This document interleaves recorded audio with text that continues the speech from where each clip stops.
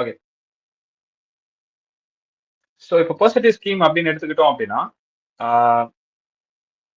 Provision வந்து அமெண்ட்மெண்ட்டும் நடந்திருக்கு. Before that நம்ம இதை படிச்சுட்டு தென் உங்க புக்ல வந்து இருக்கக்கூடிய அமெண்ட்மெண்ட் நம்ம பார்த்தோம் அப்படின்னா தென் அது ரெண்டுத்தையும் நீங்க கிளப் பண்ணீங்க அப்படின்னா ஈஸியா அண்டர்ஸ்டாண்ட் ஆகும். விச் மீன்ஸ் ஆல்ரெடி இருக்க ஆப்ஷன் வந்து ஓல்டு அமெண்ட்மெண்ட்ல இருக்கு, எக்ஸ்ட்ராவா ஒரு ஆப்ஷன் வந்து உங்க புக்ல கொடுத்துருக்கான். ஃபர்ஸ்ட் நம்ம இதுல கோ த்ரூ பண்ணுவோம் 44ADனா என்னன்னு, அதுக்கப்புறம் உங்க புக்ல போயிட்டு அந்த ஆப்ஷன் 2 என்னன்றதை பார்ப்போம். உங்க ஸ்கிரீன் தெரியல. இன்னொரு ஸ்கிரீன் பிரசன்ட் ஆயிட்டு இருக்கே. இல்லையா, நான் தெரியல. அப்படியா?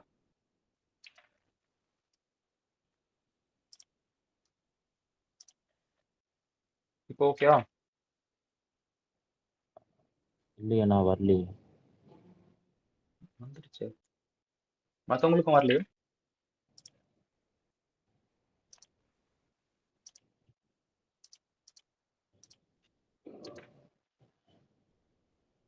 இப்போ ஓகேண்ணா.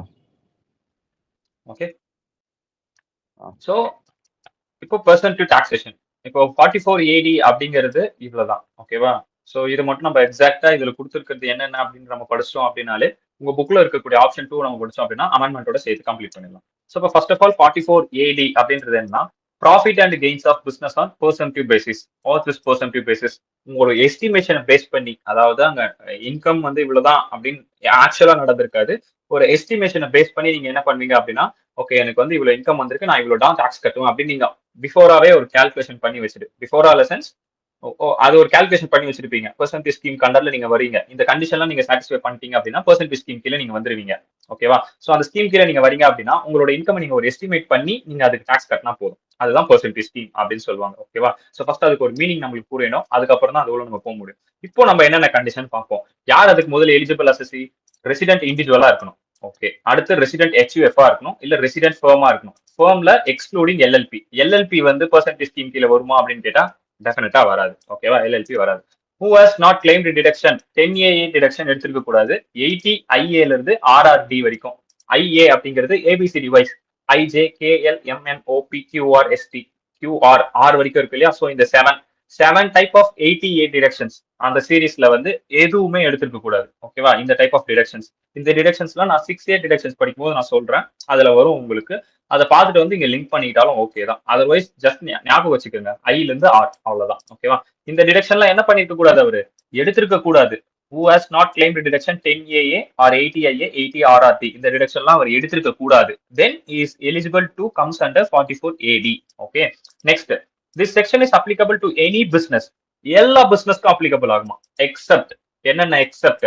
Section 44AE business. 44AE business ஐ திங்க் சோ அந்த கூட்ஸ் வெஹிக்கல் நினைக்கிறேன், டிரான்ஸ்போர்ட்டர்ஸ் பிசினஸ் தான் செக்ஷன் 44AE. ஓகேவா? சோ இந்த பிசினஸ் கீழே இருந்தாங்க அப்படின்னா அவங்களால இதுல வர முடியாது, 44AD கீழே வர முடியாது. ஓகேவா? அந்த மாதிரி பிசினஸ் பண்ணிட்டு இருக்காங்க அப்படின்னா அவங்களால 44AD கீழே வர முடியாது. This section is applicable to any business except என்னென்ன except? 44AE transporter business, agency business, commission or brokerage business இது பண்ணிட்டு இருக்கணும். And turnover gross receipt up to 2 crores 2 crores வரைக்கும் இருக்கு அப்படின்னா அவங்களாம் இதுக்கு எலிஜிபிள் கிடையாது. 2 crores மேல இருக்கணும்னு நினைக்கிறேன். I think so more than 2 crores. Once again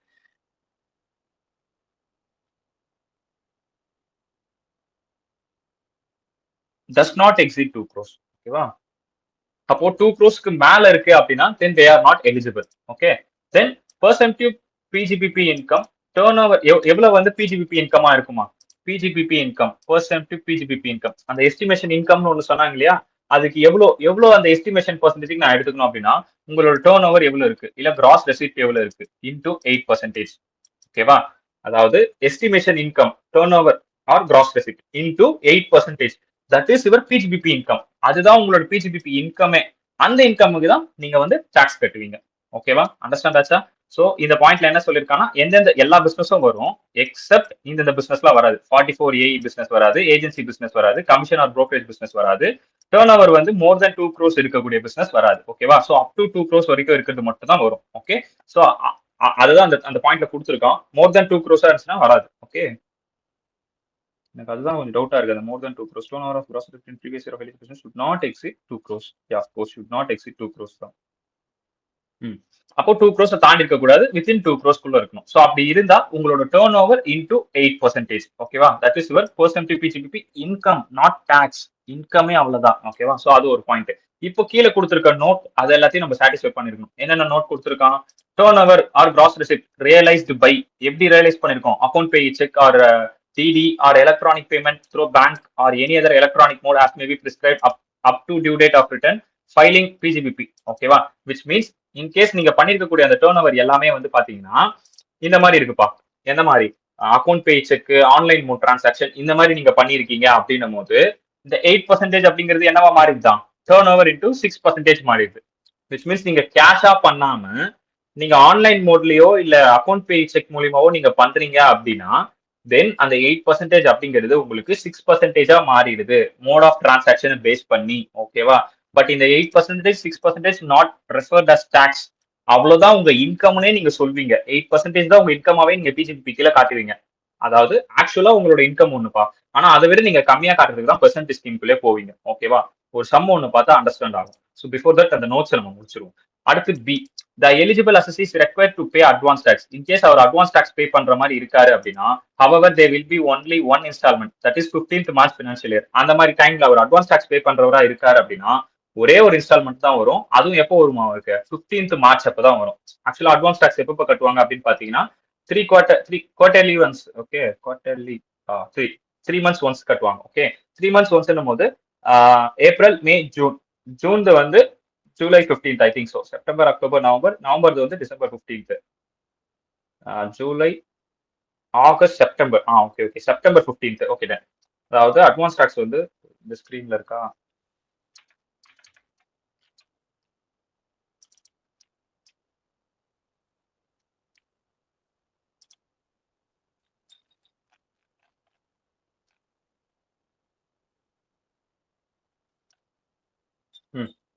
advance tax வந்து மொத்தமா வந்து 4 குவார்டர் வைஸ் கட்டுவாங்க. எப்படின்னா ஜூன் 15th. ஓகே, அதாவது ஏப்ரல், மே, ஜூன். ஜூனோட தேர்ட் மந்த் வருதா? ஸோ ஜூன் 15th எவ்வளவு கட்டுவீங்க அப்படின்னா 15% கட்டுவீங்க.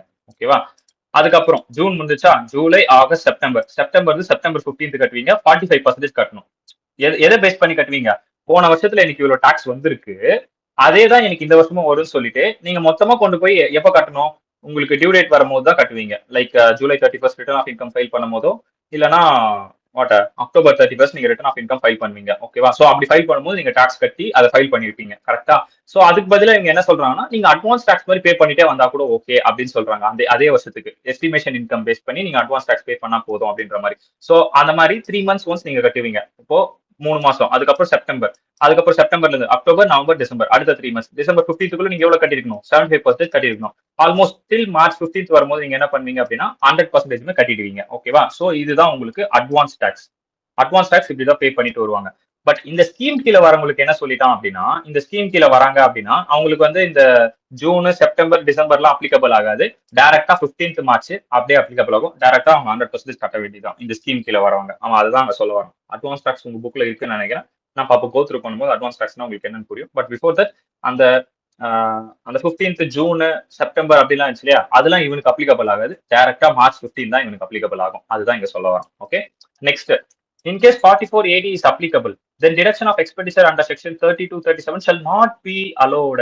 இந்த D இல்ல, இது இங்க இது allowed இருந்து வரும். Allowed. Assume it's deemed to be already allowed, which means 32-37 வரைக்கும் நம்ம பார்த்தோம் இல்லையா? Depreciation பார்த்தோம், ஸ்பெசிஃபிக் பிசினஸ்க்கு ஒரு டிடக்ஷன் 100% டிடக்ஷன்ஸ் இருக்கிறத பார்த்தோம், சயின்டிபிக் ரிசர்ச் பார்த்தோம். 30ல இருந்து 37 வரைக்கும் நம்ம என்னென்னலாம் பார்த்தோம். அது எதுவுமே பிரசன்ட் ஸ்கீம் கீழே வந்தீங்க அப்படின்னா நாட் அலோடட். ஏன்னா நீங்க காட்டுற இன்கமே வெறும் 8% தான் உங்களோட இன்கம்ல இருந்து, இல்லைன்னா 6% தான். சோ அதனால இந்த எக்ஸ்பெண்டிச்சர் எதனா பண்ணிருக்கீங்க அப்படின்னா அது எல்லாமே நாட் அலோடட். எல்லாமே ஆல்ரெடி அலோ பண்ண மாதிரி அசியூம் பண்ணிருப்பாங்களாம். Assume it's deemed to be already allotted. ஓகேவா? அடுத்து பார்ட்னர்ஸ் ரெமுனரேஷன், சேலரி, இன்ட்ரெஸ்ட் ஏதாவது இருக்கு அப்படின்னா ஏன் இங்க பார்ட்னர்ஸ் வராங்க? ரெசிடென்ட் ஃபர்மும் இதுல இன்க்ளூட் ஆகுது இல்லையா இங்க மேல? சோ அதனால இதை பார்ட்னர்ஸ் வராங்க. சோ பார்ட்னர்ஸ் வரும்போது பார்ட்னர்ஸோட ரெமுனரேஷன், சேலரி, இன்ட்ரெஸ்ட் எல்லாமே சேர்த்து as per section 40B shall not be deductible while computing income under section 44AD, which means 40B அப்படிங்கிறது firm assessment பத்தி படிப்போம். ஓகேவா? சோ அதுதான் செக்ஷன் 40B. சோ அதுல வந்து நீங்க டிடெக்ட் பண்ணி எடுத்துக்கலாம். எதெல்லாம் இந்த ரெமுனரேஷன், இந்த சேலரி, இன்ட்ரெஸ்ட், அதுல ஒரு செக்ஷன் கொடுத்துருப்போம், அதுபடி நீங்க டிடெக்ட் பண்ணிக்கலாம். ஆனா 44AD கீழே வரும்போது என்னவா?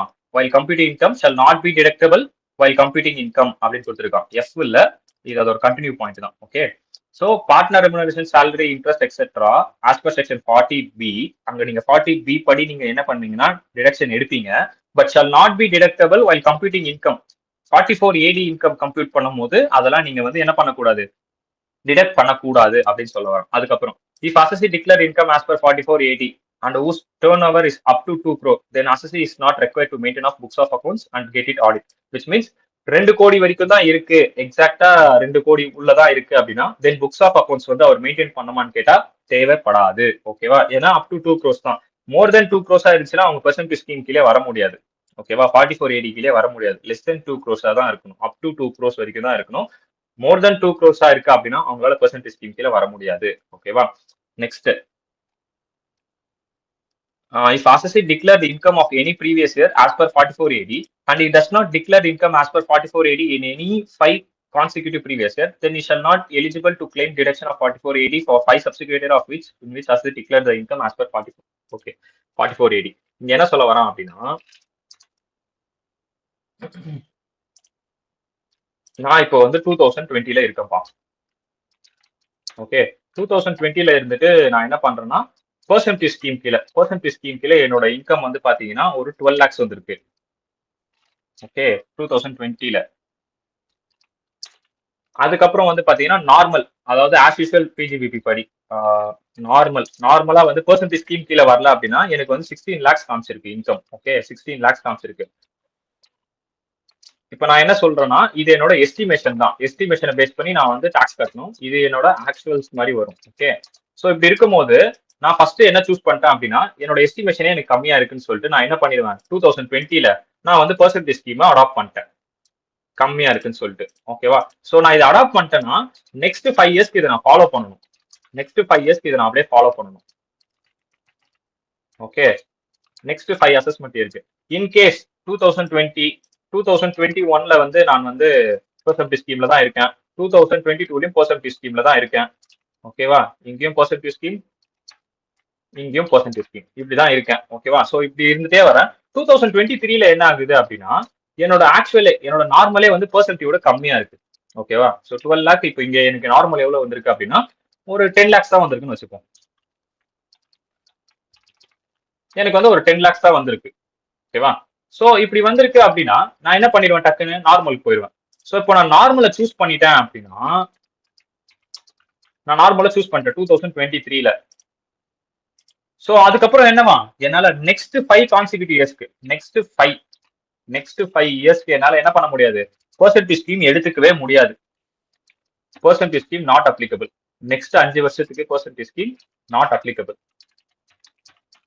ஓகேவா? அடுத்த 5 வருஷத்துக்கு என்னால எடுத்துக்கவே முடியாது அப்படின்றத அங்க சொல்ல வரோம். அதாவது இந்த 2 வருஷம் பெர்சன்டேஜ் ஸ்கீம் எடுத்துட்டேன் கரெக்டா. ஓகே, ஸோ அதுக்கப்புறம் என்னால வந்து இந்த வருஷத்துல வந்து என்னோட நார்மல் ஸ்கீமே கம்மியா இருக்குன்றதுனால நான் நார்மல் ஸ்கீமே அடாப்ட் பண்ணிட்டேன். ஸோ அப்படி இருக்கு அப்படின்னா என்னால அதுக்கப்புறம் இருக்கக்கூடிய நெக்ஸ்ட் 5 இயர்ஸ்ல பெர்சன்டேஜ் ஸ்கீமே என்னால எடுத்துக்க முடியாது. ஒரு வருஷத்துல நான் அதை வித்ட்ரா பண்ணிட்டேன் அப்படின்னாலே என்னால பெர்சன்டேஜ் ஸ்கீம் எடுத்துக்கவே முடியாது அப்படின்றத அங்க சொல்ல வரோம். ஸோ இப்போ படிச்சு பாருங்க. If assessee declared income in any previous year as per 44AD, okay, declare பண்ணிட்டாரு 44AD படி declare பண்ணிட்டாரு பெர்சன்டேஜ் ஸ்கீம் கீழ வரேன்னு. And he does not declare the income as per 44AD in any of the 5 consecutive previous year. அதாவது அதுக்கப்புறம் வரக்கூடிய ஏதாவது ஒரு 5 வருஷத்துல does not declare 44AD கிட்ட அவர் டிக்ளேர் பண்ணல, then என்னவா, then he shall not be eligible to claim benefit of 44AD. அதுக்கப்புறம் அவரால் 44AD பெனிஃபிட் எது வரைக்கும் எடுத்துக்க முடியாது, for 5 years subsequent 5 இயர்ஸ்க்கு அவரால் என்ன பண்ண முடியாதான், எடுத்துக்க முடியாது. in which assessee declare the income as per 44AD did not declare. எந்த வருஷத்துல இருந்து அவர் டிக்ளேர் பண்ணலையோ 44AD கீழ. இப்போ என் எக்ஸாம்பிள் படி நான் எப்பத்துல இருந்து பண்ணல, 2023 பண்ணல. அப்போ நெக்ஸ்ட் 5 இயர்ஸ்னா 24, 25, 26, 27, 28 2028 வரைக்கும் என்னால என்ன பண்ண முடியாது, பெர்சன்டேஜ் ஸ்கீம் கீழ வரவே முடியாது. அப் டு 2028 வரைக்கும் எனக்கு பெர்சன்டேஜ் ஸ்கீம் நாட் அப்ளிகபிள் தான். ஓகேவா? ஸோ இதுதான் அந்த பாயிண்ட்ல சொல்ல வரோம். ஸோ 2028 வரைக்கும் இந்த வருஷத்துல இருந்து இந்த 5 வருஷத்துக்கு என்னால எடுத்துக்கவே முடியாது. அதுதான் இந்த பாயிண்ட்ல மென்ஷன் பண்ணிருக்கான். Okay, this point is talks about 44AD4. இந்த பாயிண்ட் சொல்லுச்சு இல்லையா, அந்த பாயிண்ட் தான் செக்ஷன் 44AD4. ஓகேவா? ஸோ அடுத்து 44AD4 என்ன சொல்லுது அப்படின்னா அது continuation. If above cases is applicable. Above கேசஸ்னா இதுதான், இப்ப மேல இருக்க கேசஸ் தான், இந்த மேல இருக்க கேசஸ் தான் applicable. Okay, and net total income, இது வந்து NTI net total income. Net total income of the assessee is more than the basic exemption. Basic எக்ஸம்ஷனோட மோர் தெனா இருக்கு. Then assessee is required to maintenance of books of accounts and get it audit, which means அவங்க கொடுத்துருக்க criteria விட ஜாஸ்தியா இருக்கு, மேல சொல்லிருக்க கிரைடீரியாஸ் விட எல்லாமே ஜாஸ்தியா இருக்கு அப்படின்னா தென் என்னவா அந்த அசசி புக்ஸ் ஆஃப் அக்கௌண்ட்ஸ் வந்து ஆடிட் பண்ணணும், account maintenance of books of accounts பண்ணணும். ஏன்னா இப்போ 2 crores இருந்துச்சு அப்படின்னா நம்ம என்னன்னு பார்த்தோம், it's not required to maintenance books of accounts பார்த்தோம் இல்லையா. இன்கேஸ் மேல சொல்லிருக்க கேஸ் எல்லாமே அப்ளிகபிள் ஆகி நெட் டோட்டல் இன்கம் ஆஃப் ஜாஸ்தி வந்து எக்ஸம்ஷன் லிமிட் விட ஜாஸ்தியா இருக்கு அப்படின்னா then he have to maintain the books of accounts. ஓகேவா. நவ் உங்க புக்ல இருக்கிறத போய் பார்ப்போம்.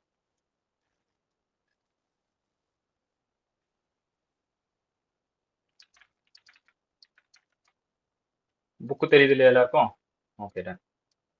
ஸோ இப்போ உங்க புக்ல என்ன கொடுத்துருப்பான் அப்படின்னா, எல்லாரும் புக் எடுத்துக்கங்க. Computation of income on basis of estimation, எஸ்டிமேஷனை பேஸ் பண்ணி நம்ம பண்ண போறோம். அதான் பெர்சன்டேஜ் ஸ்கீம் சொல்லிட்டான். என்னவா ஃபர்ஸ்ட் இந்த பெர்சன்டேஜ் ஸ்கீம் வந்த காரணம் என்ன, to give relief to the small tax payer. ஓகேவா, ஒரு ரிலீஃப் கொடுக்கறதுக்காக, சின்ன சின்ன டாக்ஸ் பேயருக்கு ஒரு ரிலீஃப் கொடுக்கறதுக்காக இது கொண்டு வந்திருக்கான். அதாவது 2 கோடி பிசினஸ் பண்றவங்க சின்ன சின்ன small tax payers. Okay, so from maintenance of books of accounts and from getting the accounts audit, the Income Tax Act has framed percentage scheme under section 44AD, 44ADA, 44AE. So percentage taxation scheme வந்து இந்த 3 section கீழே நாங்க பண்ணிருக்கோம் அப்படின்ற மாதிரி mention பண்ணிருக்கோம். ஓகேவா. First computation of business profit on percentage basis 44AD applicable to யார் யாருக்கெல்லாம் applicable ஆகும், resident individual, resident HUF or resident partnership firm, LLP வராது. The provision is not applicable. யார் யாருக்கெல்லாம் applicable இல்ல, LLP, a person carrying on business. 44AA, 44AA அப்படிங்கிறது என்னன்னா I think profession நினைக்கிறேன். 44AA ADA தான் ப்ரொஃபஷனலா, அடா AA 44AA maintenance of books பா, சாரி 44AA வந்து மெயின்டெனன்ஸ் ஆஃப் புக்ஸ். அதுக்கு அண்டர்ல யாருன்னா பிசினஸ் வராங்கன்னா maintenance of books of accounts BOE. நான் அங்க படிக்கும்போது சொல்றேன், இந்த ப்ரொஃபஷன் யார் யாருன்னா நம்மளாம் தான் வரும், அக்கௌண்டன்சி, டாக்டர், மெடிக்கல் ப்ரொஃபஷனல்ஸ் இவங்களாம் தான் வருவாங்க அந்த ப்ரொஃபஷன் அண்டர்ல. ஓகேவா. சோ அந்த மாதிரி எதனா பிசினஸ் பண்ணிட்டு இருந்தாங்கன்னா அதுக்கப்புறம் person any nature of commission or brokerage business, அப்புறம் ஏஜென்சி பிசினஸ், அப்புறம் 44AE. 44AE என்ன, business of hiring, leasing, goods carriage, which means logistics, transporters business. கரெக்டா. சோ இந்த பிசினஸ் எல்லாம் பண்ணிட்டு இருந்தாங்க அப்படின்னா அவங்கலாம் 44AD கீழே வரமாட்டாங்க, not eligible. Okay. Next eligible business என்ன, assessee must engage in any business other than the referred above. அடப்போங்களா, மேல சொல்லிருக்கிறத தவிர்த்து மற்ற பிசினஸ்ல என்கேஜா இருக்குமா. அதுக்கப்புறம் என்னப்பா சொல்லியிருக்கான், மேக்ஸிமம் டர்ன் ஓவர் எவ்வளவு இருக்கணும், ஆப்ஷன் 1 படி turnover of gross receipt இந்த previous year of eligible business should not exceed 2 crores. 2 crores தாண்டிக்க கூடாது. நம்ம பார்த்தோம் இவ்வளோ நேரம் நம்ம பார்த்தோம், லெஸ் தென் 2 crores இருந்தா மட்டும் தான் பெர்சன்டேஜ் ஸ்கீம் கீழே உங்களால வரும். அதான் மேக்ஸிமம் டர்ன் ஓவர். ஆர் ஒரு ஆப்ஷன் 2, இதுதான் அமெண்ட்மெண்ட் ஆச்சு. ஓகே, அமெண்ட்மெண்ட்ல என்ன சொல்லியிருக்கான், where aggregate amount received during the previous year in cash does not exceed 5% of the total turnover or gross receipt of such previous year, which means ஆனா இப்போ நான் வந்து என்னோட டோட்டல் டர்ன் ஓவர் இல்ல gross receipt turn over வந்து எனக்கு வந்து 10 lakhs. இந்த 10 lakhsல நான் வந்து 4% தான் வந்து பாத்தீங்கன்னா என்ன பண்ணிருப்பேன், கேஷா ரிசீவ் பண்ணிருப்பேன். 4%னா 40,000. கரெக்டா. 40,000 வரைக்கும் நான் கேஷா ரிசீவ் பண்ணிருக்கேன் அப்படின்னா ஒரு பிரச்சனையும் இல்லை. இல்ல 50,000 வரைக்கும் நான் கேஷா ரிசீவ் பண்ணிருக்கேன் அப்படின்னா ஒரு பிரச்சனையும் இல்லை. ஆனா 51,000 நான் கேஷா ரிசீவ் பண்ணிருக்கேன். இந்த 10 லட்சத்துல 51,000 நான் கேஷா ரிசீவ் பண்ணிருக்கேன் அப்படின்னா அப்போ எனக்கு பிரச்சனை. ஏன்னா கேஷா ரிசீவ் பண்ணது does not exceed 5%. ஆனா இங்க 5% தாண்டிடுச்சு. டோட்டல் டர்ன் ஓவர்ல நான் கேஷா ரிசீவ் பண்ணது 51,000 அப்படின்னா 5% தாண்டிடுச்சு அப்படின்னா இது அப்ளிகபிளே ஆகாது. ஓகேவா. இது புரிஞ்சுதா, அவன் ஏன் அந்த 5% கொடுத்துருக்கான் இப்ப புரிஞ்சுதா. கேஷா உங்க டர்ன் ஓவர்ல அவ்வளவு தாண்டி இருக்க கூடாது அப்படின்னு சொல்றான். ஓகேவா, இந்த பாயிண்ட் ஓகேவா. அப்படியே மூவ் பண்ணட்டா அடுத்து. ஓகே, புரியுதுன்னு நினைக்கிறேன். Okay then. Then the total turnover or gross receipt in the previous year of eligible business should not exceed 3 crore. So இந்த கண்டிஷனை நீங்க சாட்டிஸ்ஃபை பண்ணிட்டீங்க, இந்த 5% கேஷா உங்க டிரான்சாக்ஷன்ல இல்ல அப்படின்னு நீங்க அந்த கண்டிஷனை சாட்டிஸ்ஃபை பண்ணிட்டீங்க அப்படின்னா இந்த 2 crore என்ன மாறிடுது, 3 crore மாறிடுது. 3 கோடி வரைக்கும் நீங்க என்ன பண்ணலாம், 44ADA கீழே வந்துக்கலாம் இந்த கண்டிஷனை நீங்க சாட்டிஸ்ஃபை பண்ணிட்டீங்க அப்படின்னா. சோ அந்த 2 கோடின்றது 3 கோடியா மாறிடுச்சு. இதுதான் ஒரு அமெண்ட்மெண்ட். எப்போ வந்துச்சுன்னா நாங்க ஃபைனல் படிக்கும்போது இந்த அமெண்ட்மெண்ட் வந்துச்சு. ஓகேவா. Next tax point, where receipt by check drawn on bank or by bank draft which is not account pay, which means இப்போ செக் நான் எழுதிட்டேன், டைரக்டா அவங்க அக்கௌண்ட்டுக்கு இல்லாம செக் வந்து வித்ட்ரா பண்ற மாதிரி இருக்கு, செக் கொடுத்துட்டு நான் வந்து செக் வித்ட்ரா பண்ணிட்டு போற மாதிரி இருக்கு அப்படின்னா அது என்னதான் டிரான்சாக்ஷனா, shall be deemed to be receipt in cash தானா. டைரக்டா அக்கௌண்ட் பேக்கு போகணும். இப்போ நான் வந்து உங்க அக்கௌண்ட்டுக்கு நான் ஒரு செக் எழுதி தரேன். அந்த செக் நான் எழுதி கொடுத்தேன்னா உங்க அக்கௌண்ட்ல வந்து அந்த மணி விழணும். அந்த மணி உங்க அக்கௌண்ட்ல விழாம நீங்க போய் அந்த செக்கை காமிச்சு வித்ட்ரா பண்ணிட்டு போனீங்கன்னா அது கேஷ் டிரான்சாக்ஷன் தான். Recipient cash shall be deemed to be recipient cash தான். அதுவுமே கேஷ் தான் சொல்லுவோம். அது வந்து செக் டிரான்சாக்ஷன் நீங்க சொல்லவே கூடாது அப்படின்னு நாங்க ஒரு பாயிண்ட் சொல்லிட்டோம். C restriction on claiming deduction என்னென்ன பார்த்தோம்? நாட் கிளைம் எனி டிடக்ஷன் இது பார்த்தோம் இல்லையா? 10A. அதுக்கப்புறம் ஹெச்ல இருந்து ஆர்ஆர்பி அங்க ஐ பார்த்தோமா? ஆனா இங்க ஹெச்ல இருந்தே கொடுத்துட்டான். ஐல இருந்து ஆர்ஆர்பி பார்த்தோம். இங்க ஹெச்ல இருந்து ஆர்ஆர்பின்னு கொடுத்துட்டோம். H to R. Okay. So இந்த 80 டிடக்ஷன்ல 80 சீரிஸ்ல நீங்க இதெல்லாம் எடுத்துக்க கூடாது. ஓகே. இது கண்டிஷன். அடுத்து எஸ்டிமேட் இன்கம். எஸ்டிமேட் இன்கம் எப்படி எஸ்டிமேட் பண்றது? நான் சொன்னேன் இல்லையா அது ஒரு எஸ்டிமேஷன் தான். எதை பேஸ் பண்ணி எஸ்டிமேட் சொல்றேன்ப்பா?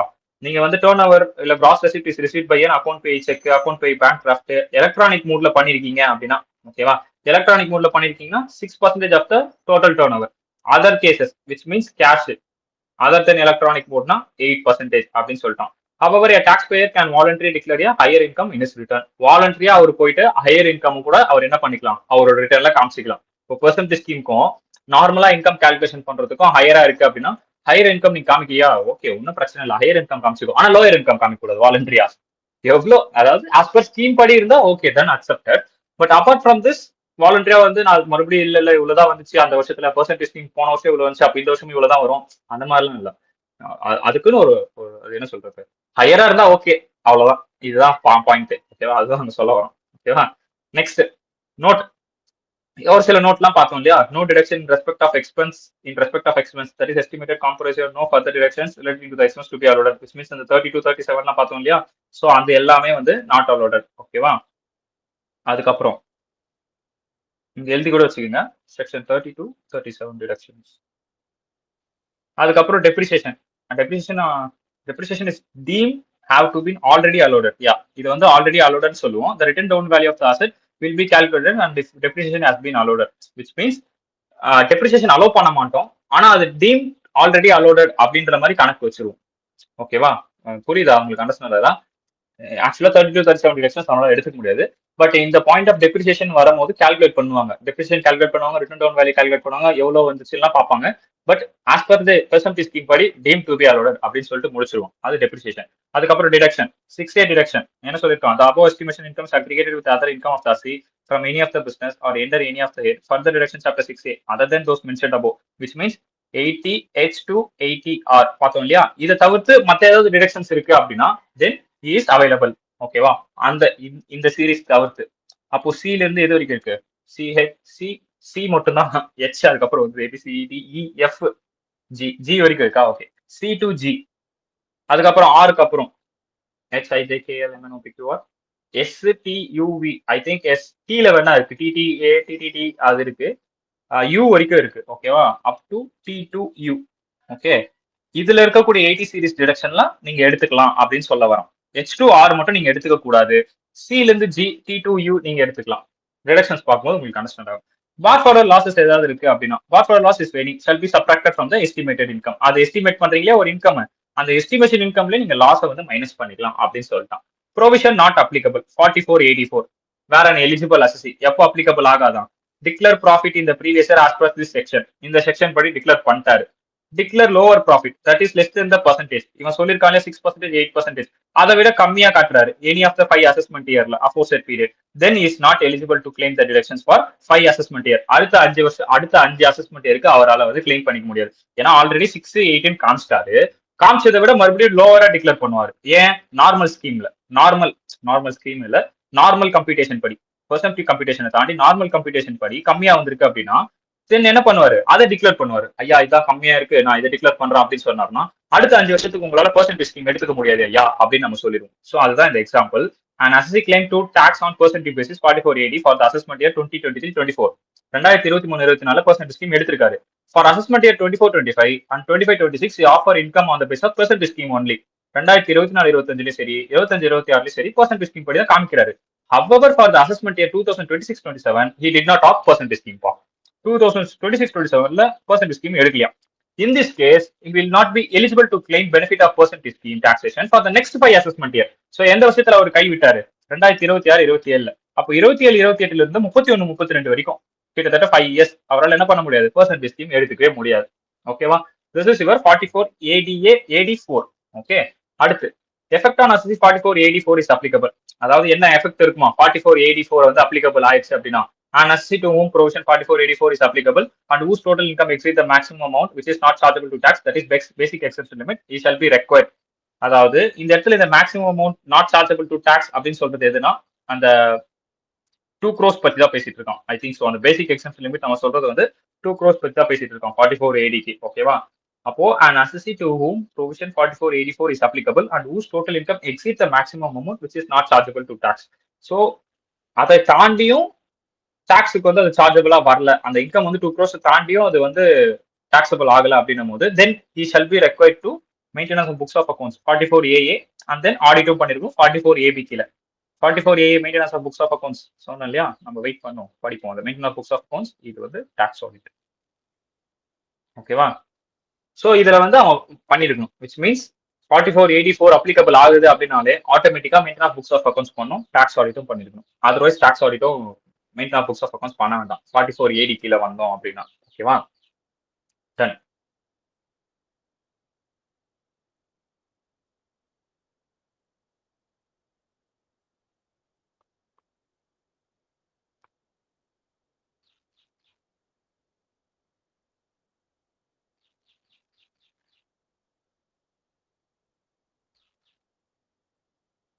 வேற என்ன இருக்கு?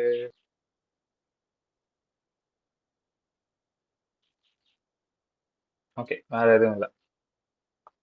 ஸோ இந்த பேசிக்ஸ்ல 2 crores basic exemption limit. Okay, in நட்ஷெல்பா 4480 44AB are enumerated here below.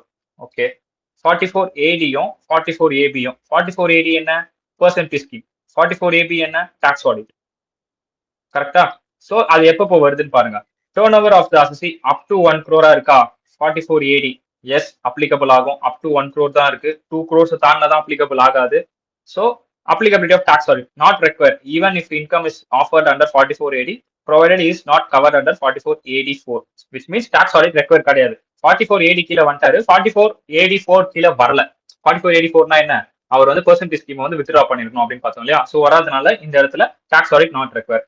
1 crore to 2 crore, yeah more than 2 crores இருந்தா தான் நம்மளுக்கு வந்து என்னது 44AD அப்ளிகபிள் ஆகாது. 2 crores வரைக்கும் தான் இருக்கு. எஸ் அப்கோர்ஸ் இது அப்ளிகபிள் ஆகும். நாட் ரெக்வயர்ட் 44AD வந்து அதுலயே நீங்க ஆஃபர் பண்ணிட்டீங்க, அதெல்லாம் டாக்ஸ் ஆடிட் நீங்க நாட் ரெக்வயர்.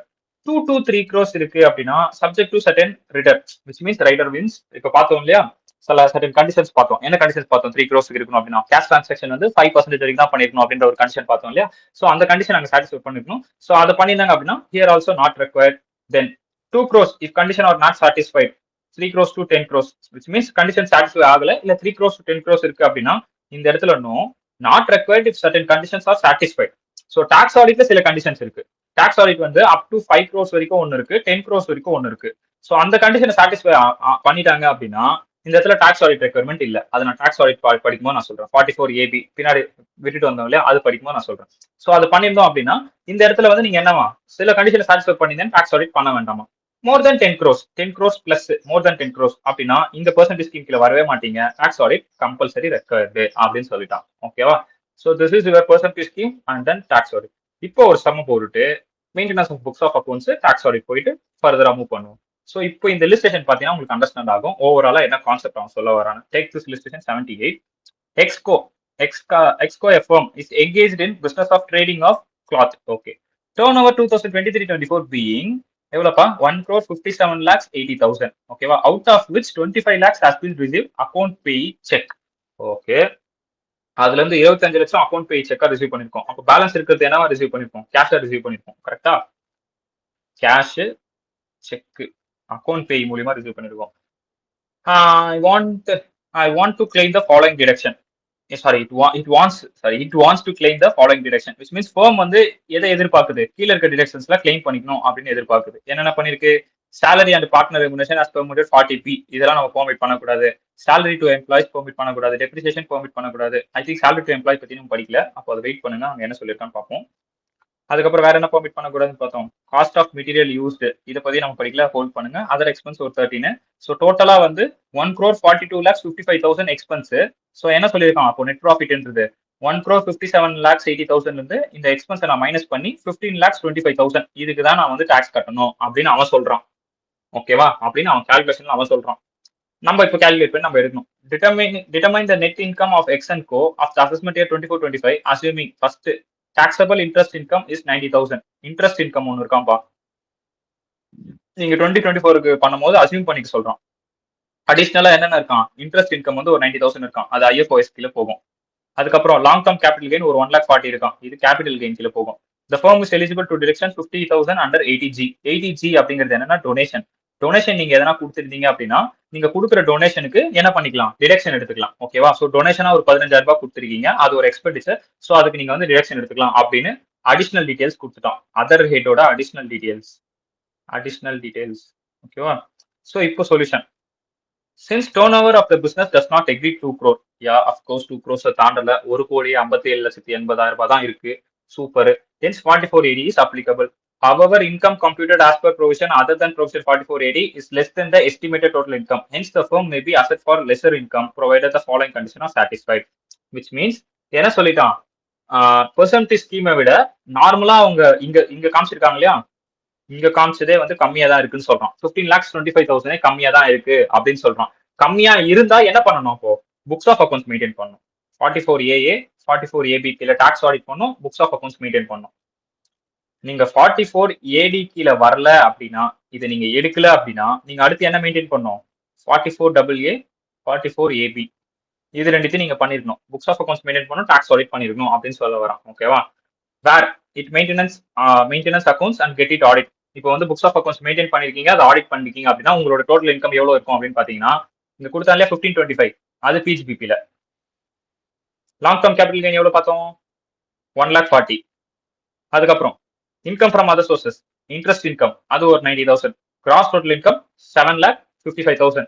அதுல இருந்து 80G டிடக்ஷன் எடுத்துக்கலாம் நான் சொன்னேன், டொனேஷன் டிடக்ஷன் எடுத்தோம்னா 15,000 மைனஸ் பண்ணோம்னா 17,40,000. ஸோ 17,40,000 அப்படிங்கிறது உங்களுக்கு என்ன, நார்மலா, விச் மீன்ஸ் நீங்க அக்கௌண்ட்ஸ் மெயின்டைன் பண்ணி தான், பெர்சன்டேஜ் ஸ்கீம் எடுக்காம, apart without opting percentage scheme, didn't opt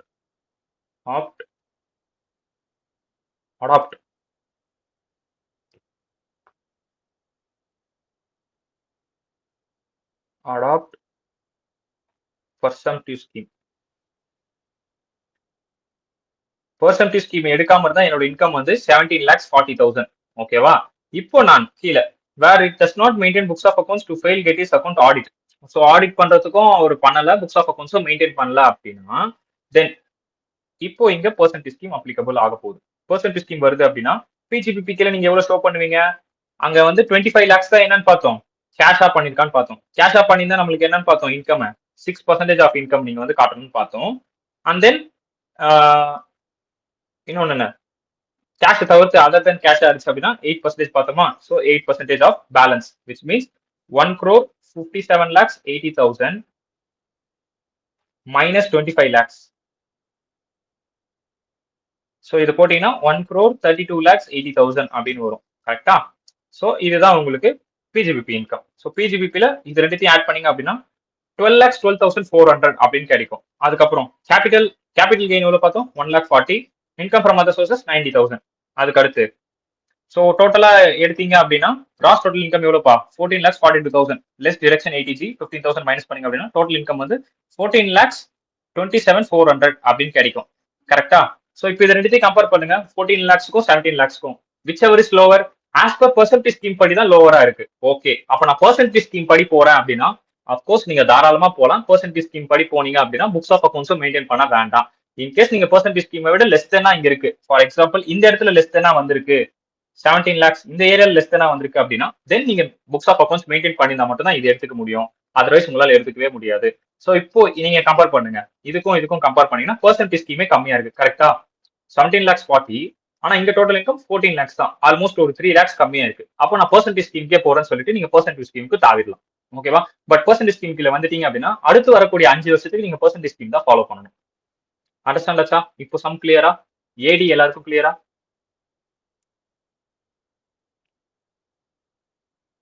ஓகேண்ணா. Okay then. So next illustration 79. இது ஈஸியா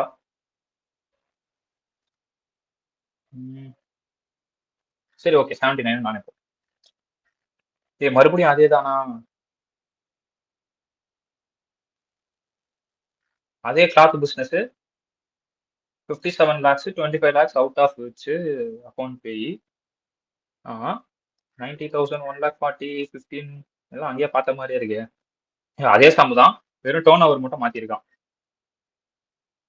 ஆடா பாவி, இந்த இடத்துல என்ன பண்ணிட்டான்னா ஒரு கோடியை மட்டும் எடுத்துட்டான். ஸோ மற்றதெல்லாம் சேம் தான். ஓகேவா? வேற என்ன இருக்கு? இல்ல 1 crore தான் கால்குலேட் பண்ணிருக்கான்.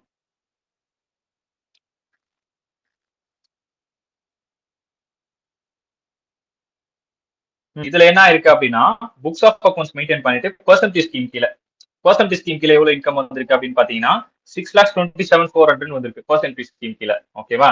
பட் ஆனா நார்மலா ப்ரொவிஷன் கீழே எவ்வளவு வந்திருக்கு? நார்மலா ப்ரொவிஷன் கீழே 2,40,000 தான் வந்திருக்கு. இப்போ நீங்க என்ன பண்ணலாம்? 2,40,000 நான் போயிடுறேன். 2,40,000 போயிட்டு என்னோட புக்ஸ் ஆஃப் அக்கௌண்ட்ஸ் நான் மெயின்டைன் பண்றேன், ஆடிட்டும் பண்ணிக்கிறேன், புக்ஸ் ஆஃப் அக்கௌண்ட்ஸ் ஆடிட்டும் பண்ணிக்கிறேன் சொல்லிட்டு நீங்க என்ன பண்ணிடுவீங்க? 2,40,000 வந்துடுவீங்க இந்த கேஸ்ல. அதனால தான் இந்த இல்லஸ்ட்ரேஷன் கொடுத்துருக்கோம். சூப்பர். ஓகேவா? ஸோ இந்த இல்லஸ்ட்ரேஷன் 78, 79 நீங்க கம்பேர் பண்ணி பாத்தீங்கனாலே உங்களுக்கு தெரிஞ்சிடும் நான் எப்போ பெர்சன்டேஜ் ஸ்கீம் எடுக்கணும், எப்போ பெர்சன்டேஜ் ஸ்கீம் எடுக்க கூடாது அப்படின்றது உங்களுக்கு புரிஞ்சிடும். ஓகேவா? டன். ஸோ இப்போ போயிட்டு நம்ம 44AA 44AP பார்த்துட்டு வந்துருவோம். ஆஃப் புக்ஸ் ஆஃப் அக்கௌண்ட்ஸ் எப்போ maintenance of books of accounts நம்ம பண்ணணும் அப்படின்றது. Okay, 1 minute. இதுல வந்து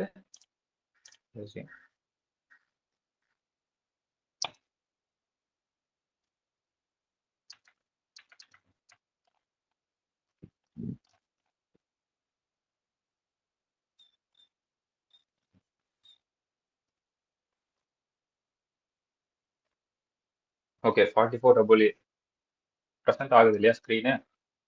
ton. So 44AA, maintenance of books of accounts by certain persons carrying on business or profession. ஓகேவா? ஸோ சில பேர் வந்து எப்போ வந்து புக்ஸ் ஆஃப் அக்கௌண்ட்ஸ் மெயின்டைன் பண்ணணும், ப்ரொஃபஷனலி பிசினஸ்ல இருக்கிறவங்க எப்பப்போ வந்து மெயின்டெனன்ஸ் பண்ணணும் அப்படின்னா ஸ்பெசிஃபைட் ப்ரொஃபஷனல்ஸ் அப்படின்னா யார் யார் வருவாங்கன்னா இன்ஜினியர், அதுக்கப்புறம் architecture professional of accountancy which means CA CMAs, நம்ம டெக்னிக்கல் கன்சல்டன்சி, இன்டீரியர் டெக்கரேஷன்ஸ், அப்புறம் ஐடி சிஎஸ், அவங்க எல்லாருமே வந்து பாத்தீங்கன்னா இந்த ஸ்பெசிஃபைட் ப்ரொஃபஷனல்ஸ்ல வருவாங்க. ஓகேவா?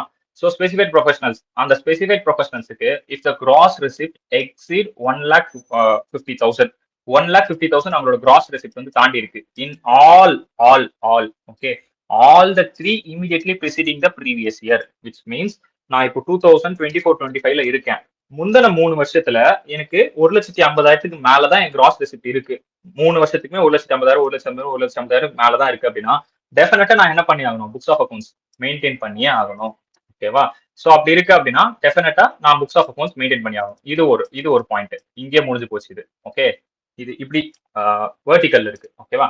அதுக்கு அடுத்து இப்ப ஸ்பெசிஃபைட் ப்ரொஃபஷனல்ஸ் முடிஞ்சாச்சு. இப்போ நம்ம அடுத்து யாரை பார்க்க போறோம் அப்படின்னா other persons carrying on business engage in non specified professionals. இப்போ இங்க கொடுத்திருக்க ஏபிசிடி எல்லாருமே என்னது? நான் ஸ்பெசிஃபைட் ப்ரொஃபஷனல்ஸ். ஓகேவா? இப்போ நான் ஸ்பெசிஃபைட் ப்ரொஃபஷனல்ஸ் அப்படின்னா நார்மலா பிசினஸ் பண்றவங்க, வேற ஏதாவது ப்ரொஃபஷனல்ல வரவங்க விச் மீன்ஸ் போட்டோகிராஃபி பண்றவங்க எடுத்துக்கலாம் professionals. Apart from this professionals அப்படின்னா போட்டோகிராஃபி பண்றவங்க எடுத்துக்கலாம். வேற எது ப்ரொஃபஷனல்ஸ் வரும்?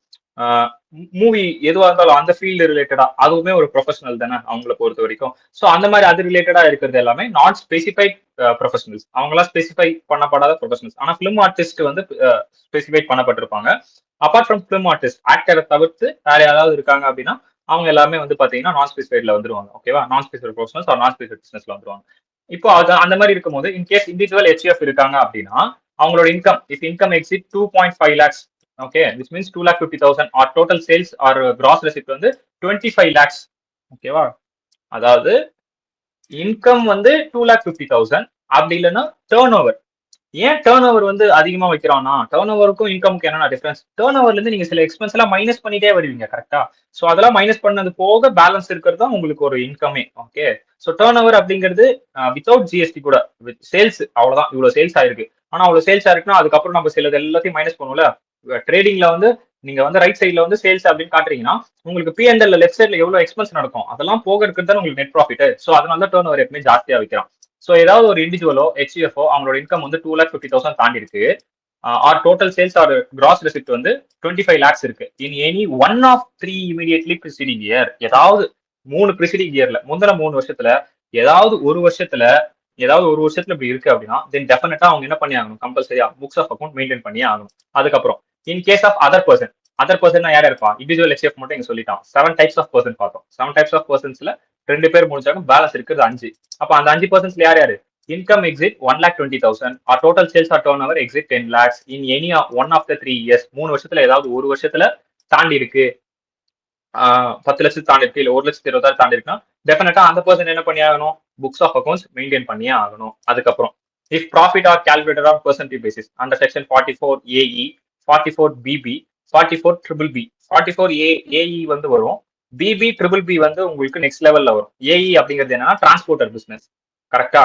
அதாவது அதான் flying hiring of goods and carriages, அதான் ஏஇ. இந்த பிபி ட்ரிபிள் பி வந்து உங்களுக்கு air air air air and shipment, ஓகேவா? விச் மீன்ஸ் ஏர்கிராஃப்ட்லாம் இருக்கு இல்லையா, ஸோ அது ரிலேட்டடா பண்ணக்கூடிய பிசினஸ், ஓகேவா? பாத்துருவோமா அது என்னன்னு? 44 double B.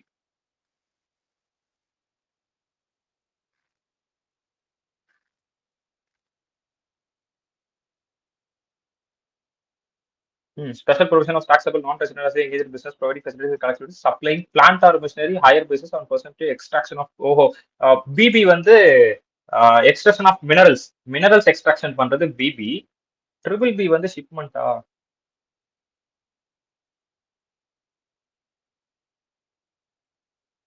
Triple B provide on the contrary 44 income of companies against business civil construction. ஓஹோ, ஓகே. இது பிபி வந்து பாத்தீங்கன்னா உங்களுக்கு வந்து மினரல்ஸ் எக்ஸ்ட்ராக்ஷன் வருது 44 பிபி.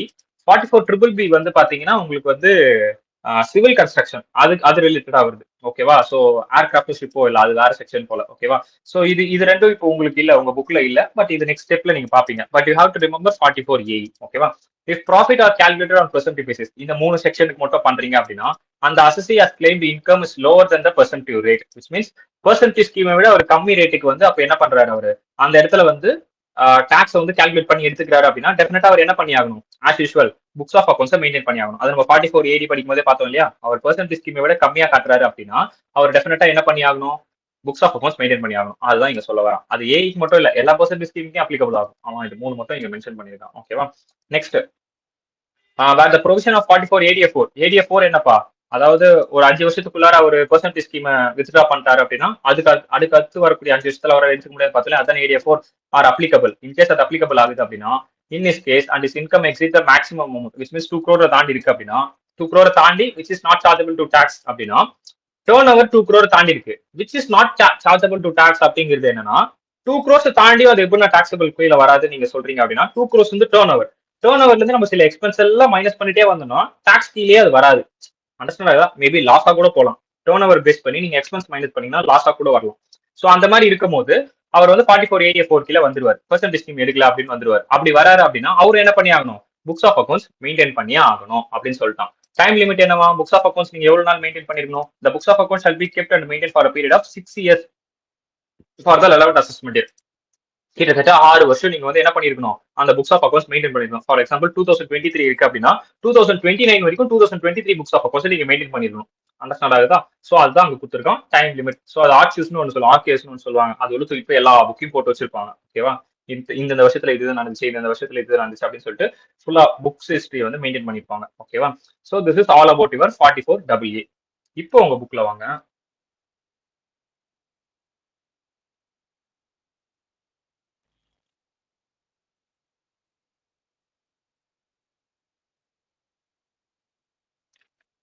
இப்போ புக் பிரசன்ட் ஆகுதா? ஓகே.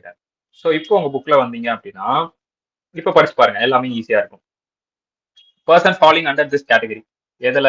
ஃபர்ஸ்ட் கேஸ் நம்ம என்ன பார்த்தோம்? பர்சன் வந்து ஸ்பெசிஃபைட் ப்ரொஃபஷனலா இருக்காங்க அப்படின்னா என்னன்னு பார்த்தோம். எக்ஸீட் 1,50,000 1,50,000 எக்ஸீட் ஆகுது அப்படின்னா எக்ஸிஸ்டிங் பிசினஸா இருந்தாலும் சரி, நியூ பிசினஸா இருந்தாலும் சரி, சேம் தான். ஸோ தாண்டுது அப்படின்னா maintenance of books of accounts பண்ணிக்கணும். ரூல் 6F படி என்னெல்லாம் மெயின்டைன் பண்ணிடணும்? ரூல் 6F2 எங்க சொல்லியிருக்கான்? இங்க சொல்லியிருக்கான். Rule 6F2 cash book maintain பண்ணணும். Journal if mercantile system use பண்றீங்க அப்படின்னா ஜேர்னல்ஸ் மெயின்டைன் பண்ணிக்கணும். லெஜர் மெயின்டைன் பண்ணிக்கணும். கார்பன் காப்பி வைக்கணும். அந்த நம்பர் ஆஃப் பில்ஸுக்கு கார்பன் காப்பினா பின்னாடி ஒன்று நம்ம மேல ஒன்று எழுதுவோம், கீழே கார்பன் காப்பி வச்சு எழுதுவோம் இல்லையா? ஸோ மோர் தென் 25 ருபீஸ்க்கு ஏதாவது ஒரு பர்சனுக்கு ருபீஸ் 25 ருபீஸ்க்கு மேல நீங்க இஷ்யூ பண்றீங்க அப்படின்னா கார்பன் காப்பி வச்சிருக்கணும். Original bill whatever issue to the person and receipt in expenditure incurred by a person or such bill and receipt are not issued and expenditure incurred does not exceed rupees 50. Payment voucher prepared as signed by the person. Which means in case நீங்க வந்து bill கொடுக்கல, வேற எதனா expenditure நடக்குது, அந்த expenditure 50 ரூபாய்க்கு மேல இல்ல அப்படின்னாலுமே பேமெண்ட் வவுச்சர்ல என்ன பண்ணிருக்கணும், அந்த பர்சன் சைன் போட்டுருக்கணும். பில் இல்ல, நார்மலா இப்ப நம்ம ஒரு கடைக்கெல்லாம் போனோம்னா சின்னதா அவனோட ஒரு ஒரு பேப்பர்ல மட்டும் எழுதி இவ்வளவு ஆயிருக்கு அப்படின்ற மாதிரி. இப்போ சின்ன சின்ன ஹோட்டல்ஸ் எல்லாம் போனா அந்த மாதிரி எழுதி இவ்வளவு ஆயிருக்கு கையில எழுதி போடுவோம் இல்லையா? சோ அதுலயுமே சைன் இருக்கணும். அந்த மாதிரி இருந்தா சிக்னேச்சர் இருக்கணும் அப்படின்னு சொல்ல வரோம். அதுக்கப்புறம் வேற என்னப்பா, assistant engage in medical profession. Medical ப்ரொஃபஷன்ல இருக்காங்க அப்படின்னா to maintain 2 more books, 2 book அவங்க எக்ஸ்ட்ரா மெயின்டைன் பண்ணுமா. என்னது, daily case register form 3, inventory record, which means எவ்வளவு மெடிசன் வந்திருக்கு, எவ்வளவு மெடிசன் போயிருக்கு, எவ்வளவு கன்சியூமபிள் ஆயிருக்கு அப்படின்ற அந்த ரெக்கார்டை மெயின்டைன் பண்ணுமா. யாரு, மெடிக்கல் ப்ரொஃபஷன்ல இருக்கிறவங்க. ஓகேவா? இன்கேஸ் நீங்க ஒரு மெடிக்கல் ப்ரொஃபஷனல போய் ஆடிட் பண்ண போறீங்க அப்படின்னா நீங்க இதெல்லாம் கேட்கலாம். நீங்க ஆடிட் பண்ண போறீங்க அப்படின்னா டெய்லி ரெஜிஸ்டர் காட்டுங்க, ஃபார்ம் 3 வந்து ஃபார்ம் 3C வச்சிருக்கீங்களா அதை காட்டுங்க, அது போக இன்வென்டரி மெயின்டைன் பண்றீங்களா காட்டுங்க, எவ்வளவு கன்சியூமபிள் ஆயிருக்கு காட்டுங்க அப்படின்னு நீங்க கேட்க முடியும், நீங்க நாளைக்கு ஆடிட் பண்ண போறீங்கன்னா அங்க. ஓகேவா? அடுத்து சில நோட் கொடுத்துருக்கான். அந்த ரூல் எஃப் பத்தி பெனால்டி பே பண்ற மாதிரி எவ்வளவு வருமா. புக்ஸ் ஆஃப் அக்கௌண்ட்ஸ் 6 வருஷம் மெயின்டைன் பண்ணணும், அது ஓகே. வேற அசி fail to complaint 44AA maintain பண்ணல அப்படின்னா 75,000 ரூபாய் பெனால்டி போட்டுருவீங்க. அதுக்கப்புறம் as per 2112A books are books of accounts includes. Books of accounts எதெல்லாம் இன்க்ளூட் ஆகுதுமா, ledger, day book, cash book, accounts book, other book. சரி ஓகே. அது போக whether kept in return format அல்ல எலக்ட்ரானிக் ஃபார்ம், ஒன்னு print out எடுத்து வச்சுக்கோ, இல்ல எலக்ட்ரானிக் ஃபார்ம்ல வச்சுக்கோ, floppy disk, tape, any other form, electronic magnet data storage device. So books of accounts வந்து பிசிக்கலா தான் மெயின்டைன் பண்ணணும் இல்ல, நீங்க ஹார்ட் டிஸ்கா கூட மெயின்டைன் பண்ணிக்கலாம் அப்படின்னு சொல்லிட்டான். So this is all about your rules. நீங்க maintenance of books of accounts எதெல்லாம் மெயின்டைன் பண்ணணும், மெயின்டைன் பண்ணலாம், எவ்வளவு பெனால்ட்டி, எவ்வளவு நாள் மெயின்டைன் பண்ணணும் அப்படின்ற வரைக்கும். ஓகேவா? So this is for specified professional 1,50,000. So specified professional யார் யாருன்னு இங்க கொடுத்துருக்கோம். Legal, medical, engineering, architecture professional, professional of accountancy, technical consultancy, interior decoration, IT, CS, authorised representative, film artist or any other profession notice by the board official கெசட்ல வெளியிடுவாங்க. Okay, இவங்கலாம் வந்து specified person அப்படின்னு வெளியிடுவாங்க. ஓகேவா? So they are comes under specified person. அதுக்கப்புறம் gross receipt does not exceed 1,50,000 in any one of the 3 years immediately preceding the previous year. Okay, அந்த மாதிரி இருக்கு அப்படின்னா maintenance such books of accounts and other document as may be enabled to assessing officer. So books of accounts நீங்க maintain அதாவது முந்தின 3 வருஷமே வந்து இருக்கணும் அப்படின்னு பார்த்தோம். அதுல ஏதாவது ஒரு வருஷத்துல வந்து உங்களுக்கு வந்து 1,50,000 தாண்டல அப்படின்னா தென் உங்க புக்ஸ் ஆஃப் அக்கௌண்ட்ஸ் கொண்டு போய் நீங்க அசிஸ்டிங் ஆஃபீஸர் கிட்ட எனேபிள் பண்ணி அவர்கிட்ட நீங்க வந்து எவ்வளவு டாக்ஸபிள் இன்கம் கட்டணும் ஐடி ஆக்ட் கீழ அப்படின்ட்டு நீங்க அவர்கிட்ட கொண்டு போய் கொடுத்துடணும். விச் மீன்ஸ் உங்களோட ஏதாவது ஒரு வருஷத்துல எனி ஒன்னு தான் கொடுத்துருக்கான். முந்தின 3 வருஷம் ஃபுல்லாமே 1,50,000 தாண்டி இருக்கணும்ன்றது மேல இருக்க கண்டிஷன்ப்பா. பட் கீழே கொடுத்துருக்க கண்டிஷன் 2 வருஷம் 1,50,000 தாண்டிச்சு, ஒரு வருஷத்துல தாண்டல அப்படின்னா நீங்க அசிஸ்டிங் ஆஃபீஸர் கிட்ட போய் கொடுக்கணும். ஓகே, இந்த மாதிரி தான் வந்து maintain books of accounts maintain பண்ண ஒரு வருஷத்துல ஆனா 1,50,000 வரல, ஏன் வரல அப்படின்ற டீடைல்ஸ் நீங்க அசிஸ்டிங் ஆஃபீஸர் கிட்ட கொண்டு போய் காட்டணும். இதனால தான் வந்து எனக்கு தாண்டல அப்படின்னு நீங்க சொல்லி அவர் சாட்டிஸ்ஃபை ஆயிட்டு அதுக்கப்புறம் அவர் கம்ப்யூட் பண்ணுவார். ஓகே, எவ்வளவு டாக்ஸபிள் இன்கம் உங்களுக்கு வரணும் அப்படின்றது அவர் கம்ப்யூட் பண்ணி உங்களுக்கு சொல்லுவார். ஓகேவா? So up to this point is about specified professionals. Next இருக்க பாயிண்ட் வந்து other then specified professionals, which means நான் ஸ்பெசிஃபைட் ப்ரொஃபஷனல்ஸ் அப்படி இருக்காங்க அப்படின்னா நம்ம என்ன பார்த்தோம், இண்டிவிஜுவல் HFA இருக்காங்கன்னா 1,20,000 அவங்களோட இன்கம், இல்லைன்னா டோட்டல் டர்ன் ஓவர் 2,50,000. அதர் பர்சன்ஸா இருக்காங்க அப்படின்னா 10 லட்சம். இது மறுபடியும்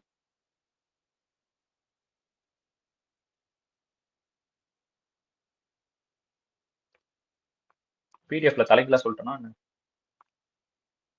profit from such professionals or business exceed 1,20,000. ஓஹோ, இங்க எப்படி கொடுத்துருக்கானா இப்படி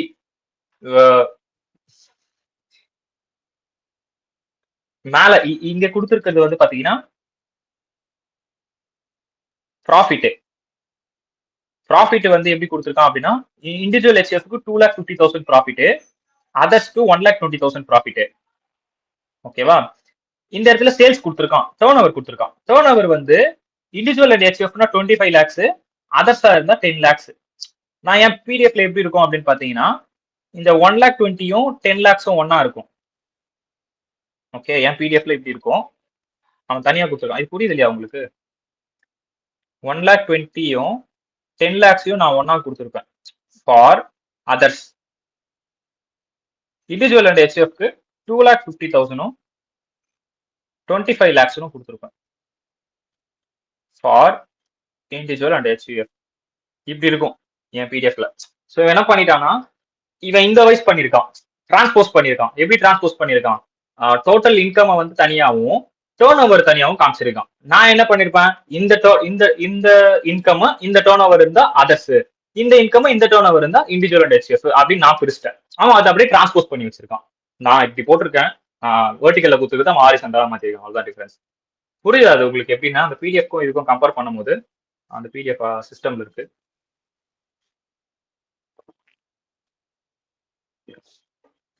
ஓகே இல்லையா?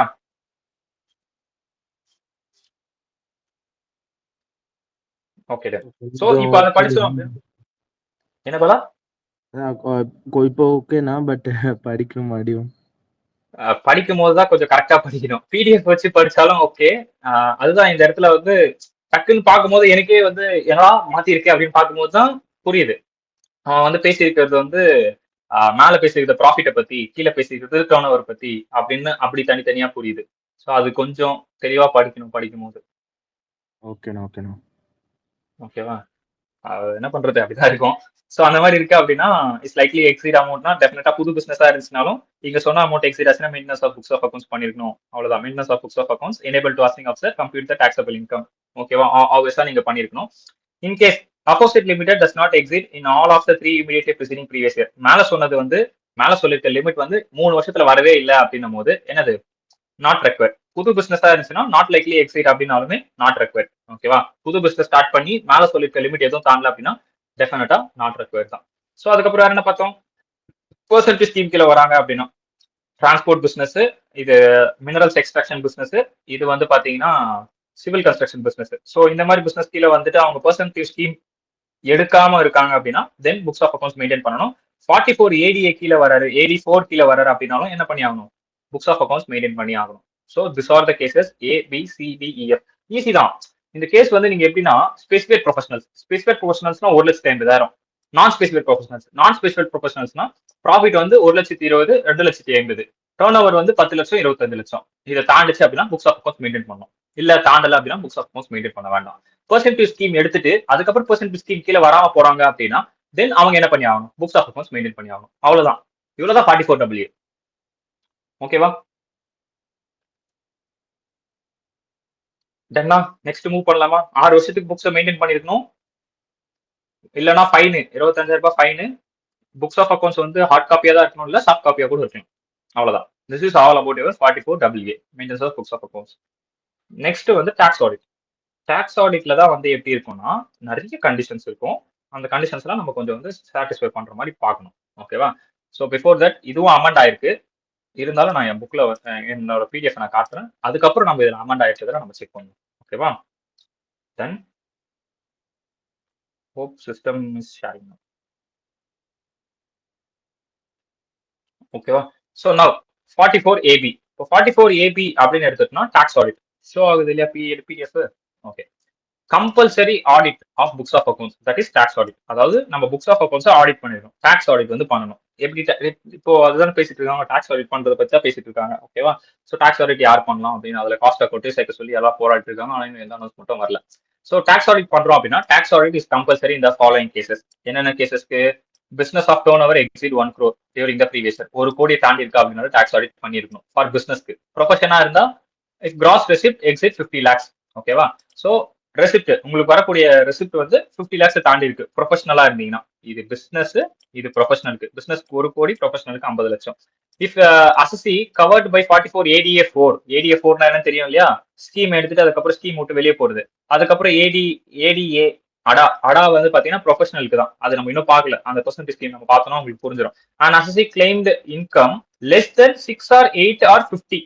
ஓகேவா? இந்த 50 அப்படிங்கிறது ADA தான். 50 அப்படிங்கிறது அவன் மென்ஷன் பண்றது ஏடிஏ தான் மென்ஷன் பண்றான்.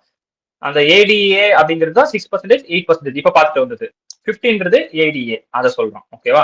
சோ அதை விட நீங்க கம்மியா கிளைம் பண்றீங்கன்னா, ஓகேவா, பெர்சன்டேஜ் ஸ்கீமை விட நீங்க கம்மியா கிளைம் பண்றீங்கன்னா ஆல்வேஸ் என்ன பண்ணி ஆகணும்? நம்ம புக்ஸ் ஆஃப் அக்கௌண்ட்ஸ் ஆடிட் பண்ணும். And is total income is not more than basic, is more than basic exemption limit. Basic exemption லிமிட்டோட தாண்டி இருக்கு, 2 கோடி தாண்டி இருக்கு.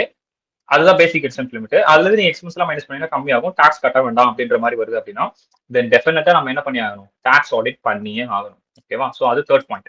Next, if assessee covered AE, BB, triple B, ஓகேவா, transport business, minerals extraction and then what I say civil construction. ஓகேவா? so this are the section and assessee claimed income less than the PGBP deemed under those section. so அந்த செக்ஷன்ல சொல்லிருக்க PGBP விட கம்மியா claim பண்றாங்க அப்படின்னா then those books of accounts also been audited, compulsory audit. Okay va? So these are the 4 cases you have to audit the books of accounts. Okay. Amendment financial 2020 ஒரு amendment வந்திருக்கு. என்னது? In case of business turnover limit of 5 crores. ஓகேவா 1 crore அப்படிங்கறத 5 crore மாத்திருக்கானுங்களா இந்த அமெண்ட்மெண்ட்ல. இப்போ 10 crore வரைக்கும் மாத்திருக்கானுங்க பாப்போம். In case of business of turnover limit of 5 crores, என்னது can be considered instead of 1 crore if the following condition are satisfied. கீழே கொடுத்திருக்க condition satisfy ஆயிடுச்சு அப்படின்னா 1 crore பதிலா நீங்க என்ன பண்ணிக்கலாமா 5 crore வச்சுக்கலாமா. என்னென்ன condition கொடுத்திருக்கான்? Cash receipt out of total receipt should be 5% during the previous year, which means இப்போ உங்களுக்கு வந்து பாத்தீங்கன்னா ஒரு 50 லட்சம் ரிசீவ் பண்ணிருக்கீங்கன்னு வச்சுப்போம்.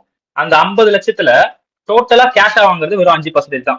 25,000 மட்டும் தான் நீங்க கேஷா வாங்கிருக்கீங்க. மத்த எல்லாமே உங்களுக்கு ஆன்லைன் டிரான்சாக்ஷன் தான். அப்படிதான் இருக்கு அப்படின்னா டாக்ஸ் ஆடிட் ரெக்கவர் கிடையாது. எவ்வளவு வரைக்கும் 5 கோடி வரைக்கும் நீங்க அப்படி பண்ணிக்கலாம். ஃபார் எக்ஸாம்பிள் இப்போ நான் 5 கோடியே வாங்கியிருக்கேன்னு வச்சுக்கோமே, எனக்கு வந்து இப்போ 6 கோடி வந்திருக்குப்பா. ஓகேவா? எனக்கு வந்து 6 கோடி வந்திருக்கு.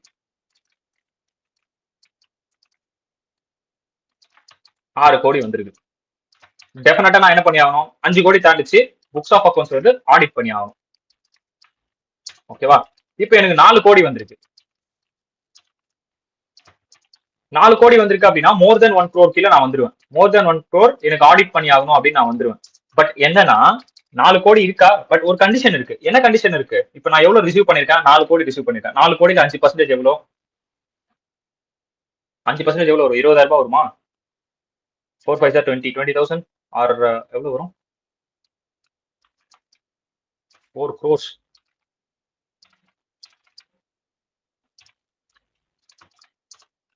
$20 lakhs. Sorry, 20 lakhs.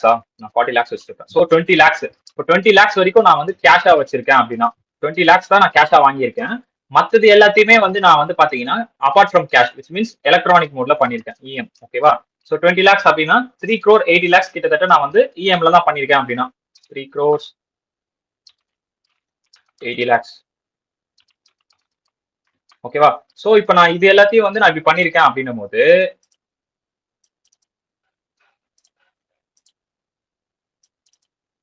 சோ இப்போ இதுதான் என்னோட 4 crores. சோ இப்படி நான் பண்ணிருக்கேன் அப்படின்னா புக்ஸ் ஆஃப் அக்கௌண்ட்ஸ் ஆடிட் பண்ணுமா அப்படின்னு கேட்டா நாட் ரெக்வயர். சோ மேல இந்த இடத்துல ஆடிட் பண்ணணும்னு வந்துச்சு, இந்த இடத்துல ஆடிட் பண்ண வேண்டாம்னு வந்துச்சு. இந்த same scenario I satisfy the condition. ஓகேவா? சோ நான் சில கண்டிஷன்லாம் சாட்டிஸ்ஃபை பண்ணதுனால எனக்கு இந்த கேஸ்ல நாட் ரெக்வயர்ட் வந்துச்சு, இந்த கேஸ்ல ரெக்வயர்ட் வந்துச்சு. அண்டர்ஸ்டாண்ட் ஆகுதா? சோ இதுதான் நம்ம சொல்ல வரோம். இந்த மாதிரி இருந்தா உங்களுக்கு வந்து லிமிட் வந்து 5 crore வரைக்கும் இருக்கு. 5 crore வரைக்கும் நீங்க இந்த மாதிரி பண்ணிக்கலாம். கேஷ் டிரான்சாக்ஷன் நீங்க இவ்வளவுதான் பண்ணிருக்கீங்க அப்படின்னா நீங்க வந்து எவ்வளவு வரைக்கும் பண்ணிக்கலாம்? 5 crores வரைக்கும் பண்ணிக்கலாம் அப்படின்னு சொல்றான்ப்பா. அவ்வளவுதான். ஓகே. சோ அதுதான் இங்க சொல்ல வந்தது. உங்களுக்கு வந்து 1 crore பதிலா 5 crores வரைக்கும். அதே மாதிரி டோட்டல் பேமெண்ட்ஸும் கேஷா நீங்க எவ்வளவுதான் பண்ணிருக்கணும்? ரெசிப்ட் 5% கேஷா இருந்தா, பேமெண்ட் நீங்க பண்றீங்க கேஷா அப்படின்னா அதுவுமே 5% தாண்டி கூடாது உங்களோட டோட்டல் பேமெண்ட்ல. ஓகேவா?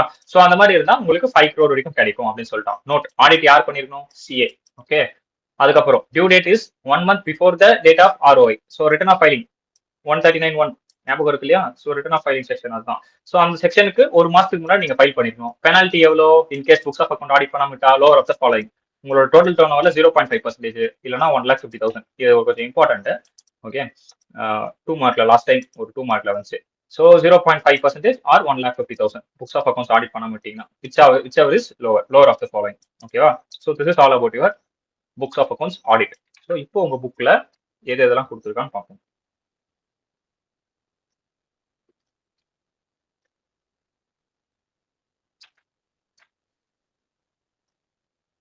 Hope your book is screening now. So tax audit 44AB. Following as they are required to get their accounts audited by chartered accountant and furnished electronically. The audit report is specified for 1 month period to the due date. Due date க்கு 1 month period னு இப்பதான் படிச்சோம். கரெக்ட்டா? 139. Due date க்கு 1 month period. 1 month period. ஓகேவா? And as the carrying on business. என்னென்ன business பா? Total sales வந்து turnover previous yearல 1 கோடிக்கு மேல இருந்தா இத நம்ம பார்த்தோம். ஓகேவா? எக்ஸம்ஷன் இருக்கும். இதுல எக்ஸம்ஷன் வேற அசசி டிக்ளேர் ப்ராஃபிட் 44ADA கீழ டிக்ளேர் பண்ணிருந்தா ஆஃப் கோர்ஸ் வராது. Is total turnover cross entry business does not exceed 2 crore. 2 crore தாண்டல அப்படினாலே 44AD கீழ வந்துருவான். தென் the provision of tax is not applicable. So இந்த ரெண்டு கேஸ்ல not applicable. 44AD கீழ வந்தாலே not applicable. அது நம்ம பார்த்தோம் இல்லையா? percentage scheme 44AD இப்பதான் பார்த்தோம். 2 கோடி வரைக்கும் இருக்கு அப்படின்னா புக்ஸ் ஆஃப் அக்கவுண்ட்ஸ் மெயின்டைன் பண்ணனும்னா டாக்ஸ் ஆடிட் பண்ணனும்னு பார்த்தோம். அது ஃபர்ஸ்ட் எக்ஸம்ஷன். எக்ஸம்ஷன் 2 என்னவா, வேற பர்சன் டிக்ளேர் ப்ராஃபிட் 44 ஏடிஏ கீழே டிக்ளேர் பண்ணிட்டான். எப்போ இப்போ ஒரு ப்ரொவிஷன், இப்போ ஒரு அமெண்ட்மெண்ட் வச்சு பார்த்தோம் இல்லையா, 3 crores. இப்போதானே படிச்சுட்டு வந்தோம் அது அங்க 3 crores வரைக்கும். 3 crores வரைக்கும் இருக்குன்னா என்னன்னு பார்த்தோம், கேஷா வந்து அவங்க வந்து 5% மேல ரிசீவ் பண்ணிருக்க கூடாது அவங்க டோட்டல் டர்ன் ஓவர்னு பார்த்தோம் இல்லையா. ஸோ அந்த மாதிரி சுச்சுவேஷன் என்னவா, டாக்ஸ் ஆடிட் வந்து நாட் அப்ளிகபிள். அது எக்ஸம்ஷன் நம்பர் 2. ஏன் இப்போ அதெல்லாம் படிச்சுட்டு வந்தேன்னு புரியுதா? நம்ம அதை படிச்சுட்டு வந்தா தான் உங்களுக்கு இங்க அது புரியுன்றதால அதை படிச்சுட்டு வந்தேன். இது எக்ஸம்ஷன் 1, எக்ஸம்ஷன் 2. அடுத்த எக்ஸம்ஷன் 3 என்ன சொல்லியிருக்கான், if the following condition are satisfied, கீழே கொடுத்துற கண்டிஷன்ல சாட்டிஸ்ஃபை பண்ணிட்டீங்க அப்படின்னா, then the higher threshold limit 10 crore மாத்திட்டானா, shall be applicable for the following person carrying on business. Okay, நம்ம 5 கோடின்னு பார்த்தோம்னா அது இப்போ 10 கோடியா மாறி இருக்கு. என்னது, அங்க படிச்ச அதே பாயிண்ட் தான் இருக்கும். Aggregate amount received, amount of for sales, turnover, gross receipt, cash in கேஷா நீங்க ரிசீவ் பண்ணீங்கன்னா does not exceed 5%.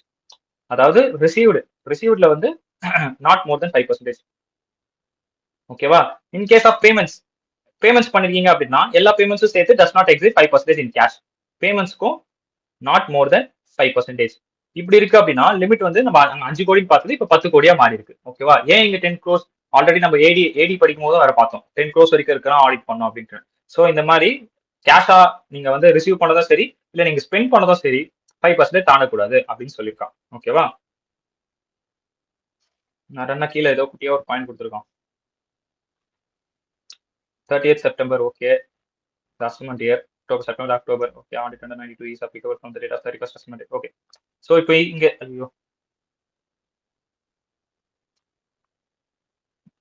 இப்போ கீழே கொடுத்துருக்க இந்த 2 குட்டி பாயிண்ட் என்ன அப்படின்னா, 147 கீழே வந்து அவங்க நோட்டீஸ் கொடுப்பாங்க. எங்கடா காணாம போச்சு.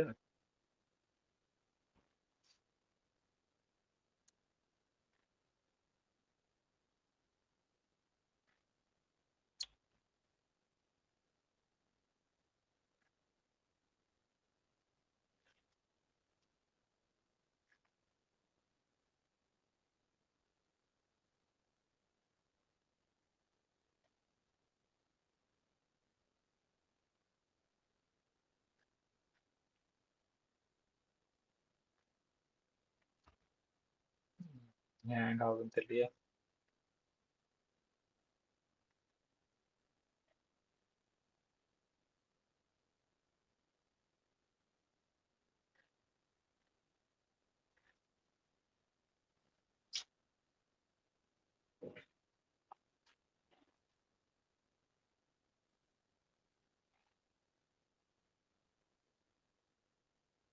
இது ஓப்பன் ஆகிற வரைக்கும் அதை பார்த்துட்டு இருங்க. நான் ஓப்பன் பண்றேன் கொஞ்ச நேரத்துல.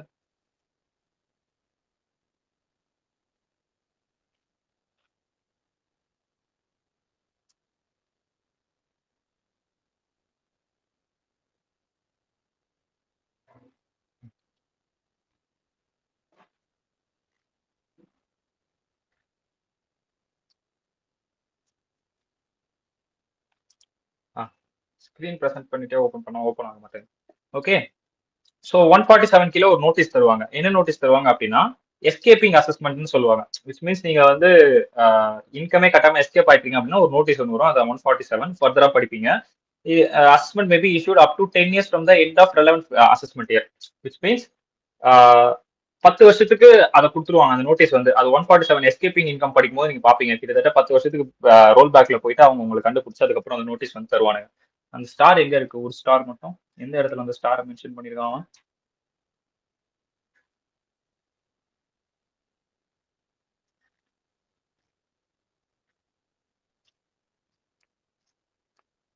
ஃபைலிங்ல இங்க 2 ஸ்டார் இங்க மென்ஷன் ஆயிருக்கு. எனக்கு இது ஓகே. பீரியட் டு த 1 மந்த்துக்கு இன்னும் ஒரு ஸ்டார் எங்க இருக்கு, நோட்டீஸ் எப்ப தருவோம், பின்னாடி இருக்கா.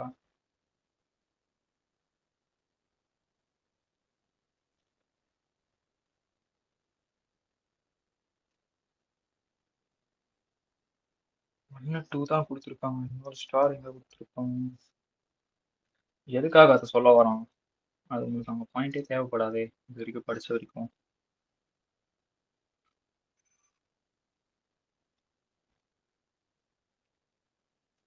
வேற எங்கேயாவது உங்களுக்கு அந்த ஒரு ஸ்டார் மட்டும் தெரிஞ்ச நோட்டீஸ் கொடுத்துருக்கிறது மேல இல்ல பின்னாடி இருக்கா. அந்த பாயிண்ட் உங்களுக்கு தேவைப்படாது. 147 எஸ்கேப்பிங் அசஸ்மெண்ட்.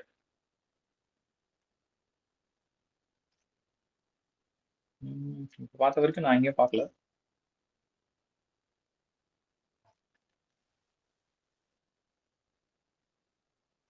என்னடா அது, ஒரு 2 படம் கொடுத்துட்டு 10 டிஃபரன்ஸ் கண்டுபிடின்னு சொல்லுவாங்களே, அந்த மாதிரி இருக்கு. எங்க இந்த ஒரு ஸ்டார் காணவே காணும். என் புக்ல எந்த ஸ்டாரும் இல்லைண்ணா. வெறும் அந்த நோட்டீஸ் அண்டர் செக்ஷன் 147 மட்டும் தான் எனக்கு கொடுத்துருக்காங்க. எனக்கு அந்த செகண்ட் அந்த உங்க புக்ல அந்த இது இருக்குல்ல, அது கூட எனக்கு இல்ல. 2 ஸ்டார் போட்டு இன் ஜெனரல் டாக்ஸ் ஆடிட்னு. ஓகே, அதாவது இந்த பாயிண்ட் irrelevant தான் எனக்கு தெரிஞ்சு. இது உங்களுக்கு இப்ப தேவைப்படாது. இது எதுக்கு இங்க கொடுத்துருக்கான்னு எனக்கு தெரியல. ஏன்னா இது ஒரு டாபிக்கே ஃபைனல்ல. 147 அப்படிங்கிறது ஒரு ஹெட். இது மொத்தமா படிச்சாதான் உங்களுக்கு புரியும். எஸ்கேப்பிங் இன்கம், இந்த கந்தசாமி படத்துல வரும்ல அந்த மாதிரி. அதுக்கப்புறம் விஷால் ஏதோ ஒரு படம் வருமே, இந்த ஏதோ பாதரசம் வச்சு ஏதோ ஒன்று கண்டுபிடிப்பானே அந்த மாதிரி. அதெல்லாம் நாங்க கம்பேர் பண்ணி படிச்சுட்டு இருந்தோம் இதை, இந்த 147 இன்கம் எஸ்கேப்பிங்க.